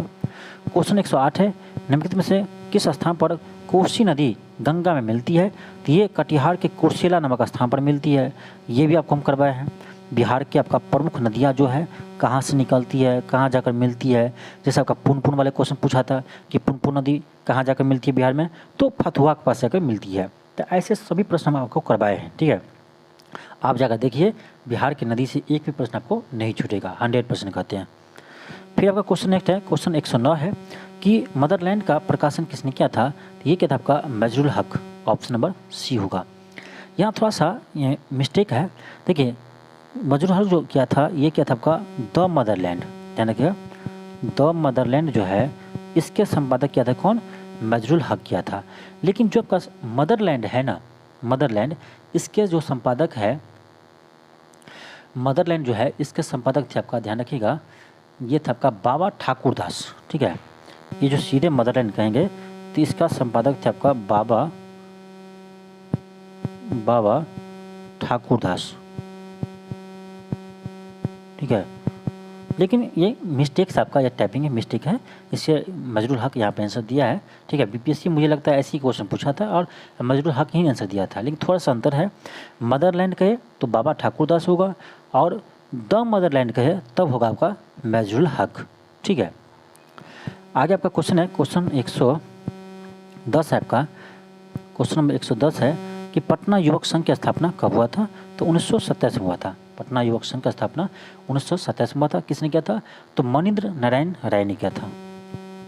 मनीन्द्र नारायण राय ने किया था, ध्यान रखिएगा, 1927 में। क्वेश्चन 111 है कि सरकार द्वारा शुरू की गई नमस्ते योजना का उद्देश्य क्या है? अब आपका करेंट अफेयर का क्वेश्चन यहाँ से स्टार्ट है, ठीक है। क्वेश्चन कर आपका सरकार द्वारा शुरू की गई नमस्ते योजना का उद्देश्य क्या है? इसका आपका जगह ऑप्शन बी हाथ से मैला धोने की प्रथा को खत्म करना और सफाई कार्य के मशीनीकरण को बढ़ावा देना। ठीक है, ऑप्शन बी होगा। क्वेश्चन नंबर 12 है कि सैन्य अभ्यास काजिंद के संदर्भ में निम्नलिखित में से कौन सा कथन सही है? यह भारत और अफगानिस्तान के बीच संयुक्त सैन्य अभ्यास है, गलत है। अफगानिस्तान नहीं, काजिस्तान, ठीक है, काजिस्तान के बीच में यह सैन्य अभ्यास हुआ था, तो आपका फर्स्ट गलत है। इस अभ्यास का उद्देश्य आतंकवाद विरोधी अभियानों के लिए संयुक्त सैन्य क्षमता को बढ़ाना, बिल्कुल सही है। 2024 का अभ्यास उत्तराखंड में आयोजित किया जा रहा है, ये भी सही है। तो करेक्ट कौन सा कथन सही है? तो 2 एंड 3 सही है, तो ऑप्शन बी होगा, 2 एंड 3 बिल्कुल सही है। आगे बढ़ते हैं, क्वेश्चन आपका नेक्स्ट है, क्वेश्चन 113 है। रक्षा उत्कृष्टता के लिए नवाचार का पहल का प्राथमिक उद्देश्य क्या है? यानी रक्षा उत्कृष्टता के लिए नवाचार इंडेक्स पहल का उद्देश्य क्या है? इसका उद्देश्य है रक्षा क्षेत्र में नवाचार और प्रौद्योगिकी विकास को बढ़ावा देना।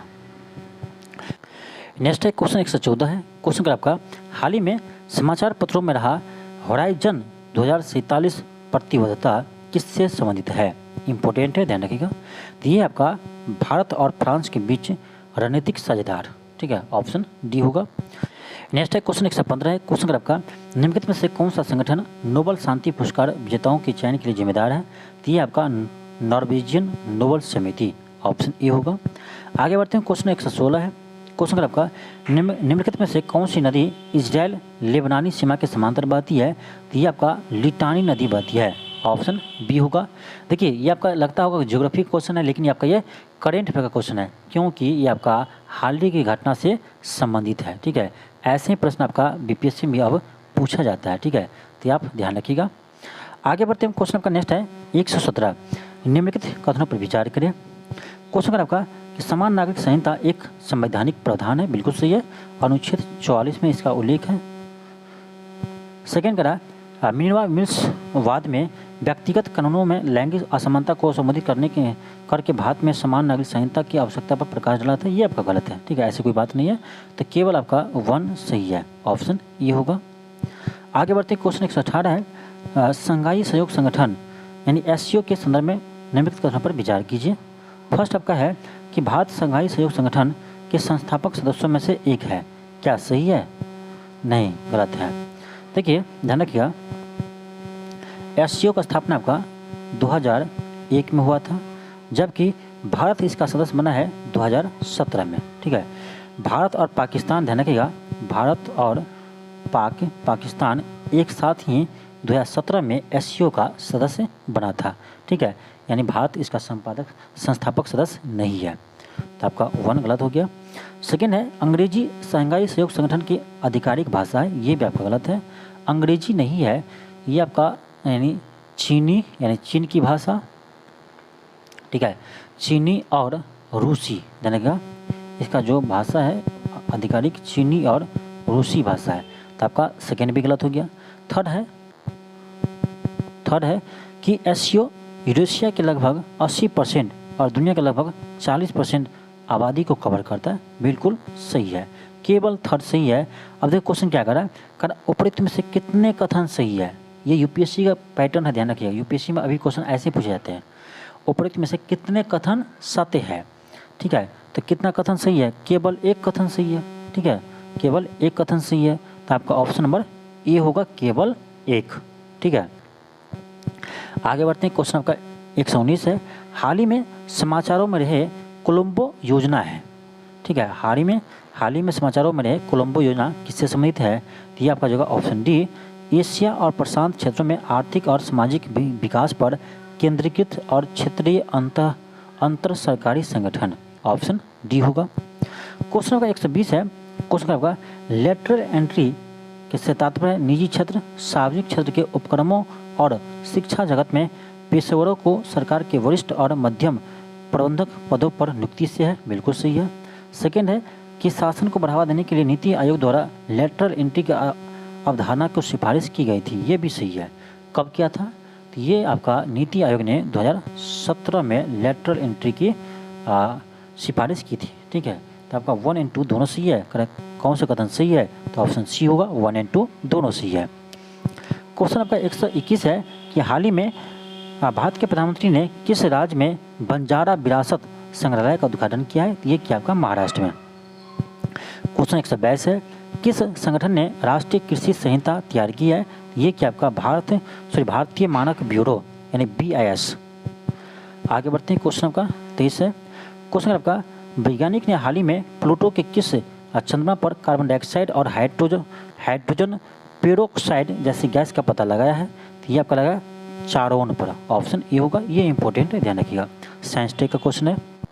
नेक्स्ट है क्वेश्चन 124 है। क्वेश्चन अगर आपका भारत में युवाओं की रोजगार क्षमता को बढ़ावा देने के लिए यानी बढ़ाने के लिए केंद्र सरकार द्वारा शुरू की गई नई योजना का नाम क्या है? इसका नाम है PM इंटर्नशिप योजना। PM इंटर्नशिप योजना के तहत 5 वर्षों में 1 करोड़ युवाओं को प्रत्येक महीने 5,000 रुपये यानी स्टाइपेंड दिया जाएगा। ठीक है, 5,000 रुपये पर मंथ स्टाइपेंड दिया जाएगा। ठीक है, ऑप्शन ए होगा। आगे बढ़ते हैं, क्वेश्चन 125 है। हाल ही में खबरों में रहे हैं rapid innovation and startup expansion accelerator कार्यक्रम में कौन सा संस्था जुड़ी है? ये जुड़ी आपका अटल इनोवेशन मिशन, ऑप्शन सी होगा। क्वेश्चन 126 है। हाल ही में किस भारतीय नौसेना जहाज ने स्पेनिश जहाज अटालिया के साथ समुद्री साझेदार अभ्यास में भाग लिया है? ये लिया आपका INS तबर, ऑप्शन सी होगा। नेक्स्ट है क्वेश्चन 127 है। क्वेश्चन का आपका निम्नलिखित कथनों पर विचार कीजिए, कार्य कौन सा कथन सही है? फर्स्ट है सिंगापुर भारत के लिए प्रत्यक्ष विदेशी निवेश यानी FDI के एक प्रमुख स्रोत रहा है, बिल्कुल सही है। सेकेंड है सिंगापुर दक्षिणी पूर्व एशियाई राष्ट्र संघ यानी आसियान के भीतर भारत के सबसे बड़े व्यापार भागीदारियों में से एक है, ये भी सही है। थर्ड है कि भारत का एकीकृत भुगतान इंटरफेस यानी UPI सिंगापुर में चालू है, ये भी सही है, यानी सिंगापुर में UPI चालू है। तो आपका 1, 2, 3 तीनों सही है, ऑप्शन डी होगा। आगे बढ़ते हैं, क्वेश्चन आपका 128 है। क्वेश्चन आपका निम्न में से कौन सा देश क्वाड के सदस्य है? तो क्वाड आपका ये बता चुके थे करेंट में जब पढ़ा रहे थे आजकल कि क्वाड का शिखर सम्मेलन कहाँ हुआ है। ये आपका हुआ है 2024 में अमेरिका के डेलावेयर में, याद है 2024 में आपका हुआ है अमेरिका के डेलावेयर में। ठीक है, ये पढ़ा रहे थे तो उस समय हम आपको बताए थे कि क्वाड में कौन कौन सा सदस्य है। तो ये आपका है America, Japan, Bharat, Australia, option number B होगा। क्वेश्चन नंबर 129 है कि भविष्य सॉफ्टवेयर का प्राथमिक उद्देश्य क्या है?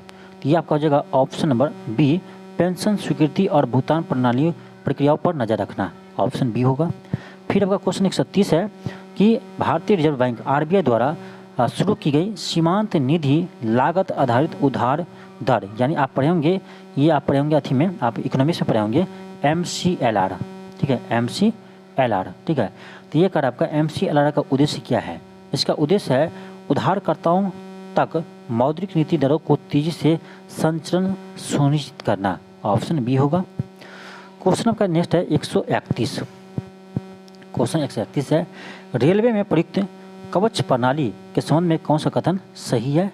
जो कवच प्रणाली है ये क्यों यानी क्या कार्य करता है? तो ये आपका करता है, ऑप्शन हो जाएगा ऑप्शन डी होगा, यह निर्धारित सीमा के अनुसार ट्रेन की गति को नियंत्रित करता है। देखिए कवच प्रणाली ऐसा है जैसे आपका मान लीजिए 2 ट्रेन है, गलती से एक ही पटरी पर आ गया तो ऐसा होगा कि उसको यानी वो ऑटोमेटिक ब्रेक लगा देगा। ठीक है, ट्रेन में ऑटोमेटिक वो ब्रेक लगा देगा कवच प्रणाली के तहत। तो इससे क्या होगा, एक्सीडेंट जो है वो थोड़ा सा कम करेगा, इसीलिए यह कवच प्रणाली का विकास किया गया है। आगे बढ़ते हैं, क्वेश्चन 132 है कि हाल ही में विदेश मंत्री S जयशंकर ने किस देश में भारत का पहले जन औषधि केंद्र का उद्घाटन किया गया है? ये क्या आपका मॉरिशस में, ऑप्शन सी होगा। और यह हाल ही में आपका BPSC का जो टीचर का एग्जाम हुआ था TRE3 का, उसमें आपका ये पूछा गया था। ठीक है, BPSC का कोई भी एग्जाम हो आपको क्वेश्चन पेपर देखना चाहिए। ठीक है, क्वेश्चन का 133 है हाल ही में यूरोपीय संसद के अध्यक्ष के रूप में किसे पुनः चुना गया है? तो रोबार्टा मट्सोला को, ऑप्शन सी होगा।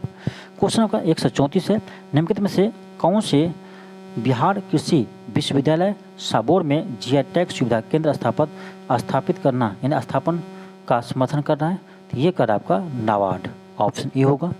क्वेश्चन का 135 है IIT पटना ने शिक्षा और अनुसंधान के सहयोग के लिए किन संस्थानों के बीच समझौता ज्ञापन पर हस्ताक्षर किया है? ये क्या आपका ध्यान रखिएगा, इसका हो जाएगा ऑप्शन बी, पेंट्रियास विश्वविद्यालय ग्रीस और MIT मुजफ्फरपुर, ऑप्शन बी होगा। क्वेश्चन 136 है, हाल ही में गृह मंत्रालय ने बिहार के किन 2 जिलों को नक्सल मुक्त घोषित किया है? ये इम्पोर्टेंट है, ठीक है, ये नया प्रश्न आपका है।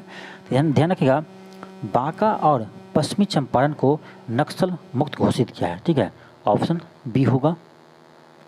आगे बढ़ते क्वेश्चन आपका 137 है, अंतर्राष्ट्रीय युवाओं वाला खेल गांव शहर किस बिहार में कहाँ बनाया जाएगा? क्वेश्चन क्या देखिए, अंतर्राष्ट्रीय सुविधाओं वाले खेल गांव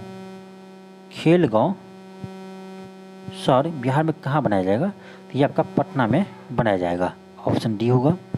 क्वेश्चन 138 है, वर्ष 2024 के लिए कोरिया पर्यटन का मानद राजदूत किसे नियुक्त किया है? ये क्या आपका सुपर 30 के संस्थापक अनंत कुमार को, ये भी इम्पोर्टेंट है। क्वेश्चन 139 है कि विश्व के 7 आश्चर्यों की प्रतिकृतियाँ कहाँ बनाई जाएगी? तो ये आपका शिलौंजा बोध गया में बनाया जाएगा। नेक्स्ट है क्वेश्चन 140 है, क्वेश्चन आपका अंतर्राष्ट्रीय मानस हिंदी सेवा सम्मान पुरस्कार किसे प्रदान किया गया है? ये क्या आपका अवनीश अमन को, ऑप्शन बी होगा। अब चलिए हम आपका मैथ के क्वेश्चन को हल करते हैं। यहाँ से आपका 10 प्रश्न आपका मैथ और रीजनिंग से है, ठीक है, और आपका हाल ही में देखेंगे पैटर्न, तो उसमें आपका रीजनिंग से आपका ज़्यादा क्वेश्चन पूछे जाते हैं, ठीक है। क्वेश्चन का 141 है, यदि किसी कोड कोड में इतना को ऐसे लिखा गया है तो करा इसको हम कैसे लिखेंगे? यहाँ देख लीजिए, सिंपल है, DECIDE, इसको क्या लिखा है 453945 लिखा है। सिंपल देखिए, डी किस स्थान में आता है 4 पर आता है 4 है, E 5 स्थान पर 5 है, C थर्ड पर आता है 3 है, ठीक है, इसी तरह E 5 है, D 4 पर है, यानी जिसका जो क्रम है ना वही आपका स्थान लिखा गया है। तो देखिए ABIDE, A फर्स्ट पर आता है अल्फ़ाबेट में, B 2, I आपका 9 पर आता है, D 4 पर आता है, E 5 पर आता है, तो क्या होगा 12945 हो जाएगा। तो आपका ऑप्शन नंबर सी हो जाएगा। सिंपल क्वेश्चन था। आगे बढ़ते क्वेश्चन 142 है, इसमें देखिए, यहाँ देखिए, यहाँ 2 है तो यहाँ 4 है, यहाँ 3 है तो इसका आगे 9 है, यहाँ 4 है तो 16 है, यहाँ 5 है तो 25 है, तो यहाँ 6 है तो आगे क्या होगा 36 होगा। यानी क्या किया है, यहाँ इसका स्क्वायर है, यहाँ इसका स्क्वायर है, यहाँ इसका स्क्वायर है, यहाँ इसका आगे स्क्वायर है, तो यहाँ इसका आगे भी क्या होगा इसका स्क्वायर होगा। तो 6 का स्क्वायर कितना था 36 होता है, तो आपका ऑप्शन नंबर ए हो जाएगा। क्वेश्चन 143 है, क्वेश्चन का आपका एक ठोस तांबे के गोले का व्यास 6 सेंटीमीटर है और गोले को पिघलाकर एक तार बनाया जाता है जिसका व्यास 0.2 सेंटीमीटर है, तार की लंबाई कितना होगा? सिंपल देखिए, जब भी ऐसा प्रश्न आए कि किसी चीज़ को पिघलाकर दूसरा चीज़ बनाते हैं तो दोनों का आयतन सेम कर देना, ठीक है। तो आप देखो गोला को, तो गोला का आयतन क्या होता है 4/3 पाई r क्यू होता है, तो व्यास दिया 6, तो r कितना होगा तीजा 3 होगा, तो 3 का क्यू कर दो, बराबर आपका हो जाएगा, बराबर हो जाएगा आपका। आप देखिए तार बना रहा है, तार आपका ऐसे होगा, ये क्या होगा बेलन हो जाएगा, ठीक है। तो आपका बेलन का आयतन क्या होता है पाई r स्क्वायर, r कितना होगा तो 0.2 व्यास है, तो r आपका हो जाएगा 0.1 होगा, r का स्क्वायर इंटू h होता है, h तो निकालना है, पाई पाई कट जाएगा, यहाँ से हम करेंगे 4/3, 3 3 होता 27 बराबर, ये आपका जो 0.01 गुने h, यहाँ पॉइंट उड़ाएंगे तो आपका नीचे में 2 0 जाएगा, 3 9 27 9 चौक 36, यहाँ से आपका h आ गया कितना 3600 आ गया सेंटीमीटर, 3600 सेंटीमीटर कितना होगा 36 मीटर होगा। आपका ऑप्शन नंबर ए होगा, ठीक है, ऑप्शन ए होगा।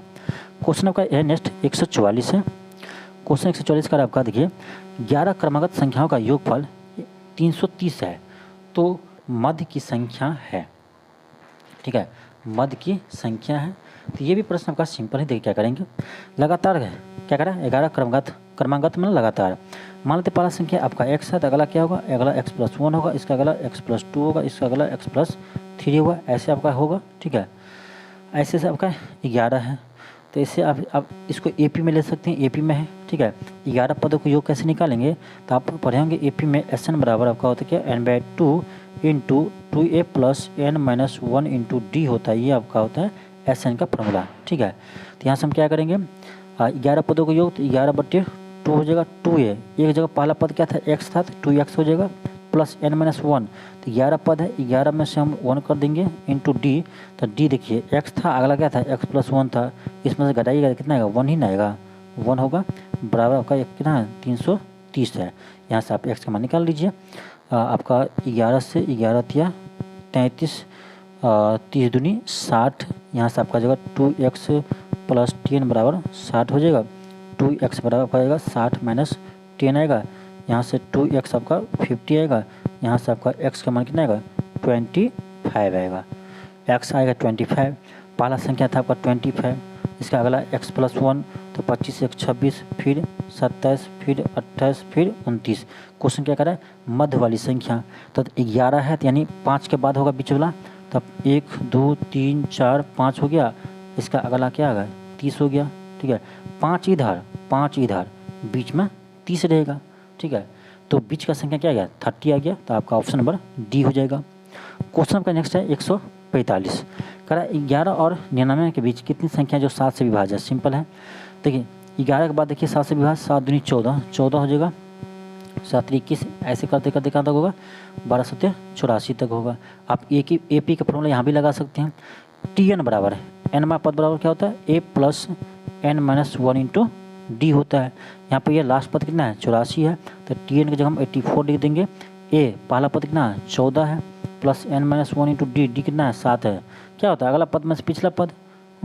तो भाई 7 या 14 से स्टार्ट हुआ था, तो 14 था, इसका आगे 21 था, तो अंतर कितना है 7 है कि ना है। तो आपका डी क्या है कॉमन डिफरेंस 7 होगा। यहाँ से आप कर सकते हैं, इसको इधर लाइए, 84 में से 14 जाएगा तो आपका 70 डायरेक्ट लिखते हैं। ठीक है, थोड़ा समझिएगा। गुने 7, 7 से करिए एन माइनस 1 बराबर 10। यहाँ से आपका एन कितना आएगा तो 10 प्लस 1 आएगा यानी 11 आएगा। ऑप्शन सी होगा। सिंपल प्रश्न था। नेक्स्ट है क्वेश्चन 146 है। अब देखिए ये क्वेश्चन आपका है परमुटेशन कम्बिनेशन से, और ये क्वेश्चन बीपीएससी पूछा है। ठीक है, अब देखिए इसको सोल्व जो कीजिएगा आप, तो 2nc3 डिवाइड nc2 है, ये आपका 44/3 है। अब देखिए इसको सोल्व कीजिएगा, बहुत लंबा जाएगा। ठीक है, प्रोसेस से जाएगा। तो हमको ये बिहार बोर्ड का कोई एग्जाम नहीं दे रहा कि हमको प्रोसेस से बनाना है। हम क्या करेंगे स्मार्ट दिमाग लगेंगे, ऑप्शन से बनाएंगे। ठीक है, ऑप्शन से आप हल कीजिए तुरंत हल हो जाएगा। देखिए कैसे करेंगे। अब देखिए ए को चेक करेंगे, एम 1 है तो क्या यहाँ 1 देंगे आपका एन की जगह, तो आता है क्या 2c3। इसमें कहीं आपका या 44 तक आएगा क्या, कहीं नहीं आ सकता। 44 11 इसमें कहीं आएगा नहीं, तो ऐसे भी लग रहा है आपका ऑप्शन ए होगा नहीं। बी में क्या है 6 है, चलिए 6 लेकर देखते हैं। तो एन की जगह यहाँ पर 6 लेंगे तो आपका आएगा 6 दूनी 12 c3 आएगा। बट्टे आपका क्या आएगा एन की जगह हम 6 लेंगे तो 6 c2 आएगा। अब यहाँ थोड़ा सा ध्यान दीजिए, इसको कैसे लिखते हैं, तो 12 का फैक्टोरियल बट्टे, अब 12 में से 3 जाएगा तो 9 बचेगा, तो 9 का फैक्टोरियल इंटू 3 का फैक्टोरियल होता है बट्टे 6 है तो 6 का फैक्टोरियल बट्टे 6 में से 2 जाएगा तो 4 इंटू 2 का फैक्टोरियल होता है। अब देखिए कैसे हल करेंगे। 12 है तो 12 गुने 11 गुने 10 गुने 9 फैक्टोरियल पास रोक दीजिए, क्योंकि यहाँ पर 9 फैक्टोरियल था। यहाँ पर 3 का फैक्टोरियल लिख देंगे, 3 गुने 2 9 9 कट जाएगा, 3 दूनी 6 6 दूनी 12 हो जाएगा। यहाँ पर कितना बचेगा 11 दूनी 22, अब 22 गुने 10 तो आपका कितना आएगा 210 आ रहा है, सॉरी 220 आ रहा है। ठीक है, अब चलिए कौन बच गया है, ये बच गया था आपका 6c2 वाला। तो 6 को हम हल करते हैं अलग से, तो 6 का फैक्टोरियल 6 में से 2 जाएगा तो आपका 4 होगा, यहाँ पर 6 आएगा, तो 6 गुने 5 गुने 4 का फैक्टोरियल, एक सेकेंड आपका ये बच जाएगा 6 गुने 5 4 का है 4 गुने 2 4 4 कट जाएगा, 2 से 2 तिया 6, ये आ गया 5 तिया 15 आ गया। ठीक है, इसको हम हल किए हैं तो आपका आ गया 220 आ गया, इसको हल किए तो उसको 15 आ गया। ठीक है, अब इसको काटिए 5 से, 5 तिया 15, 5 से 5 चौक 20, 5 चौक 20, ये आ गया आपका 44/3 आ गया। यानी इसको लिख सकते हैं हम 44:3 जो आपको दिया गया था, यानी ये दिया गया था आ गया क्या एन का मान 6 रहने में आया है, तो आपका ऑप्शन बी होगा, एन का मान 6 ही होगा। ऐसे प्रश्न जब आता है ना तो ऑप्शन से बनाइए, जल्दी बनेगा। ठीक है, क्वेश्चन आपका 147 है। क्वेश्चन 147 का है यदि m संख्याओं का औसत n² है, तो m संख्याओं का औसत n² है, तो यहाँ पर टोटल संख्या कितना हो गया m इंटू n² हो गया। n संख्याओं का औसत m² है, तो यहाँ पर टोटल संख्या कितना हो गया n इंटू m² हो गया। अब टोटल संख्या कितना करेंगे, दोनों को जोड़ देंगे। अब बट्टे करा m प्लस n संख्या का औसत क्या होगा, तो m प्लस n से डिवाइड कर दो, यही तो आपका औसत आ गया जो हमको चाहिए। ठीक है, तो यहाँ पर क्या करेंगे अब एम एन स्क्वायर है, एन एम स्क्वायर है, ऊपर में एम इंटू एन कॉमन लीजिए, तो यहाँ पर आपका बच जाएगा क्या, एन बचेगा, यहाँ पर क्या बचेगा, एम बचेगा, बटे क्या है, एम प्लस एन है, एन प्लस एम रहे या एम प्लस एन है, दोनों बात बराबर है, दोनों कट जाएगा, तो आपका फाइनली क्या बचेगा, एम इंटू एन बचेगा, तो आपका ऑप्शन नंबर सी होगा। फिर नेक्स्ट है क्वेश्चन 148 है, थोड़ा इसको इंग्लिश में देखिए।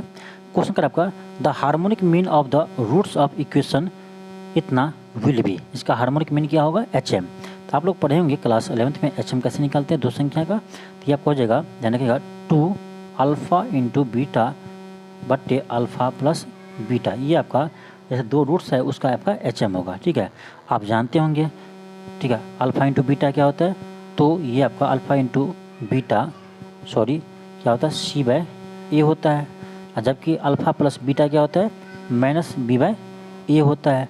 यहाँ आपका ए कट जाएगा, क्या बचेगा, यहाँ बचेगा 2c बटे माइनस बी, 2c बटे माइनस बी जो आएगा वही आपका आंसर होगा। चलिए निकाल लेते हैं, 2c का मान क्या होता है, ये आपका कांस्टेंट वाला होता है, जो आपका 6 प्लस 3√3 जो है यही आपका कांस्टेंट टर्म है, बटे क्या था, बी में क्या है आपका 2 प्लस, लेकिन माइनस बी था ना, तब माइनस यहाँ है, माइनस पहले से यहाँ पर लगा हुआ है, एक सेकेंड ध्यान दीजिए, माइनस तो आपका फॉर्मूला में ही आया था, ठीक है, और यहाँ भी आपको माइनस पहले से लगा हुआ है, ठीक है, 2 प्लस √3, ये तो आपका माइनस माइनस प्लस हो जाएगा, और यहाँ पर ध्यान दीजिए 2 है, यहाँ इसमें 3 कॉमन लेंगे तो आपका 2 प्लस √3 आएगा, बट्टे आपका यहाँ पर 2 प्लस √3 है, कट जाएगा, यहाँ से आपका 3 दूनी 6 आएगा, तो इसका आंसर आपका हो जाएगा 6, ऑप्शन डी होगा। आगे बढ़ते हैं, क्वेश्चन का 149 है, क्वेश्चन 149 कर आपका कि एक विद्यालय में 20 शिक्षक है जो गणित या भौतिक पढ़ाते हैं। देखिए 20 शिक्षक है टोटल, वो तो चाहे मैथ पढ़ाते हैं चाहे फिजिक्स पढ़ाते हैं, करा उसमें से 12 गणित पढ़ाते हैं, 12 शिक्षक ऐसे है जो मैथ पढ़ाते हैं, और 4 शिक्षक ऐसे है जो मैथ और फिजिक्स दोनों पढ़ाते हैं, ऑलराउंडर होते हैं, ठीक है। अब देखिए 2 विषय है, एक आपका है मैथ, दूसरा आपका है फिजिक्स, ठीक है, टोटल 20 है, करा मैथ वाला कितना है 12 है, और ये 4 जो है 4 करा दोनों पढ़ाते हैं, ठीक है, और टोटल लेकिन कितना है 20 ही है, टोटल 20 ही है, ठीक है। अब ध्यान दीजिए, तो यहाँ पर देखिए इस हम 12 जो 12 है, और इस 12 में से ये 4 को माइनस कर देंगे तो कितना बचेगा, 8 बचेगा, यानी 8 टीचर ऐसा है जो केवल मैथ पढ़ाता है, केवल मैथ, क्योंकि 12 में तो 4 तो ऐसा है जो कॉमन है ना, दोनों चीज़ पढ़ाते हैं ना, तो 8 ही हुआ ना जो केवल मैथ पढ़ाता है, 8 हुआ केवल मैथ पढ़ाता है, और टोटल कितना है 20 है, तब 20 में से हम 8 को माइनस कर देंगे तब कितना आएगा 12 आएगा, यानी 12 शिक्षक ऐसा है जो फिजिक्स पढ़ाते हैं, ठीक है, क्योंकि 2 ही विषय है ना, चाहे वो मैथ पढ़ाएगा चाहे फिजिक्स पढ़ाएगा या दोनों पढ़ाएगा, तो इसका आंसर क्या होगा, ऑप्शन नंबर सी होगा 12। यदि आपको वेन डायग्राम से समझ में नहीं आया है तो आप फार्मूला का यूज कर सकते हैं, बहुत सिंपल फार्मूला, आपको या फार्मूला का यूज कर लीजिए। अब देखिए ये तो आप पढ़े होंगे ना, ए यूनियन बी बराबर क्या होता है, ए प्लस बी हो माइनस ए इंटरसेक्शन बी होता है, इसका हम यूज यहाँ करेंगे। देखिए ए यूनियन बी मतलब कि टोटल कितना है 20 शिक्षक है, ए की जगह मान लीजिए आप गणित वाले, तो गणित वाला कितना है 12 है, हम बी की जगह मान लीजिए आप फिजिक्स वाले, उसको नहीं पता है रहने दीजिए, और ए इंटरसेक्शन बी यानी दोनों में कितना है, तो दोनों में 4 है, यहाँ से बी का मान निकाल लिए वही आपका आंसर होगा। तो इधर हम करेंगे, यहाँ देखिए 12 है, यहाँ माइनस में 4 है, कितना बचेगा 8 बचेगा, और इस 8 को हम इधर लेकर आएंगे तो 20 में से 8 गया तो कितना बचेगा, बी का मान यहाँ से कितना आ जाएगा, तो 20 में से 8 जाएगा आपका 12 आ जाएगा, तो ये तो आपका 12 ही आया। तो समझिए चाहे फार्मूला लगाइए, बात एक ही है, ऑप्शन सी होगा। क्वेश्चन आपका 150 है, क्वेश्चन आपका समांतर श्रेणी इतना का 101वां पद क्या होगा। सिंपल है, देखिए 5 है, 11 है, 17 है, करा 101वां पद, तो हम टी एन निकालेंगे, a plus n minus 1 into d होता है। ए कैसे निकालते हैं, तो पहला टर्म ए होता है, पहला टर्म कितना है 5 है, डी का आता है अगला पिछला पद में से अगला पद घटाइए, सुनिए अगला पद में से पिछला पद, तो 11 में से 5 को घटाइए कितना बचेगा, 6 5 11 6 बचेगा, तो डी का मान यहाँ से 6 आ गया, फॉर्मूला लगा दीजिए, हमको चाहिए 101वां पद, ए की जगह 5 प्लस एन की जगह 101 माइनस 1 इंटू डी अभी 6 निकाले थे, तो 5 प्लस यहाँ 100 गुने 6 हो जाएगा, तो 5 प्लस ये 600 हो जाएगा, 605 हो जाएगा टोटल 605 ऑप्शन नंबर ए होगा। ठीक है, तो यहाँ से आप एक फार्मूला ध्यान रखिएगा, Tn बराबर a plus n minus 1 into D, ये होता है आपका लास्ट पद। S1 भी ध्यान रखिएगा, AP में n/2 into 2a plus n minus 1 into d होता है। ठीक है, इस पर आप याद रखिएगा, काम पड़ेगा। तो ये था आपका 150 क्वेश्चन, जो आपका एडुटेरिया का जो अभ्यास जो टेस्ट 3 चल रहा है फुल टेस्ट, उसका आपका टेस्ट नंबर 5 था। ये तो मैं ऐसे ही आपको करवाया हूँ, लेकिन आप लोग कमेंट बॉक्स में बताइएगा कि क्या ऐसे ही आपको और भी टेस्ट करवाया जाए, क्योंकि इससे पहले भी आपका 4 टेस्ट हुआ है, टोटल अभी तक 5 टेस्ट हुआ है। ठीक है, फिर आपका अगले संडे टेस्ट होगा, वो उसको भी करवा देंगे। तो आप लोग कमेंट बॉक्स में बताइएगा क्या ये सॉल्व करवाया जाए या नहीं। आप लोग यदि अच्छा लगा हो तो बोलिएगा, नहीं अच्छा लगा हो कोई बात नहीं, उसको स्टॉप कर देंगे। आप लोग बोलिएगा तो इसको हम कंटिन्यू भी करेंगे। ठीक है, तो चलिए मिलते हैं नेक्स्ट क्लास में। आज कितना ही, थैंक यू, धन्यवाद। और यदि आप चैनल पर नए हो तो चैनल को सब्सक्राइब कर लीजिए और वीडियो को अधिक से अधिक शेयर कीजिए।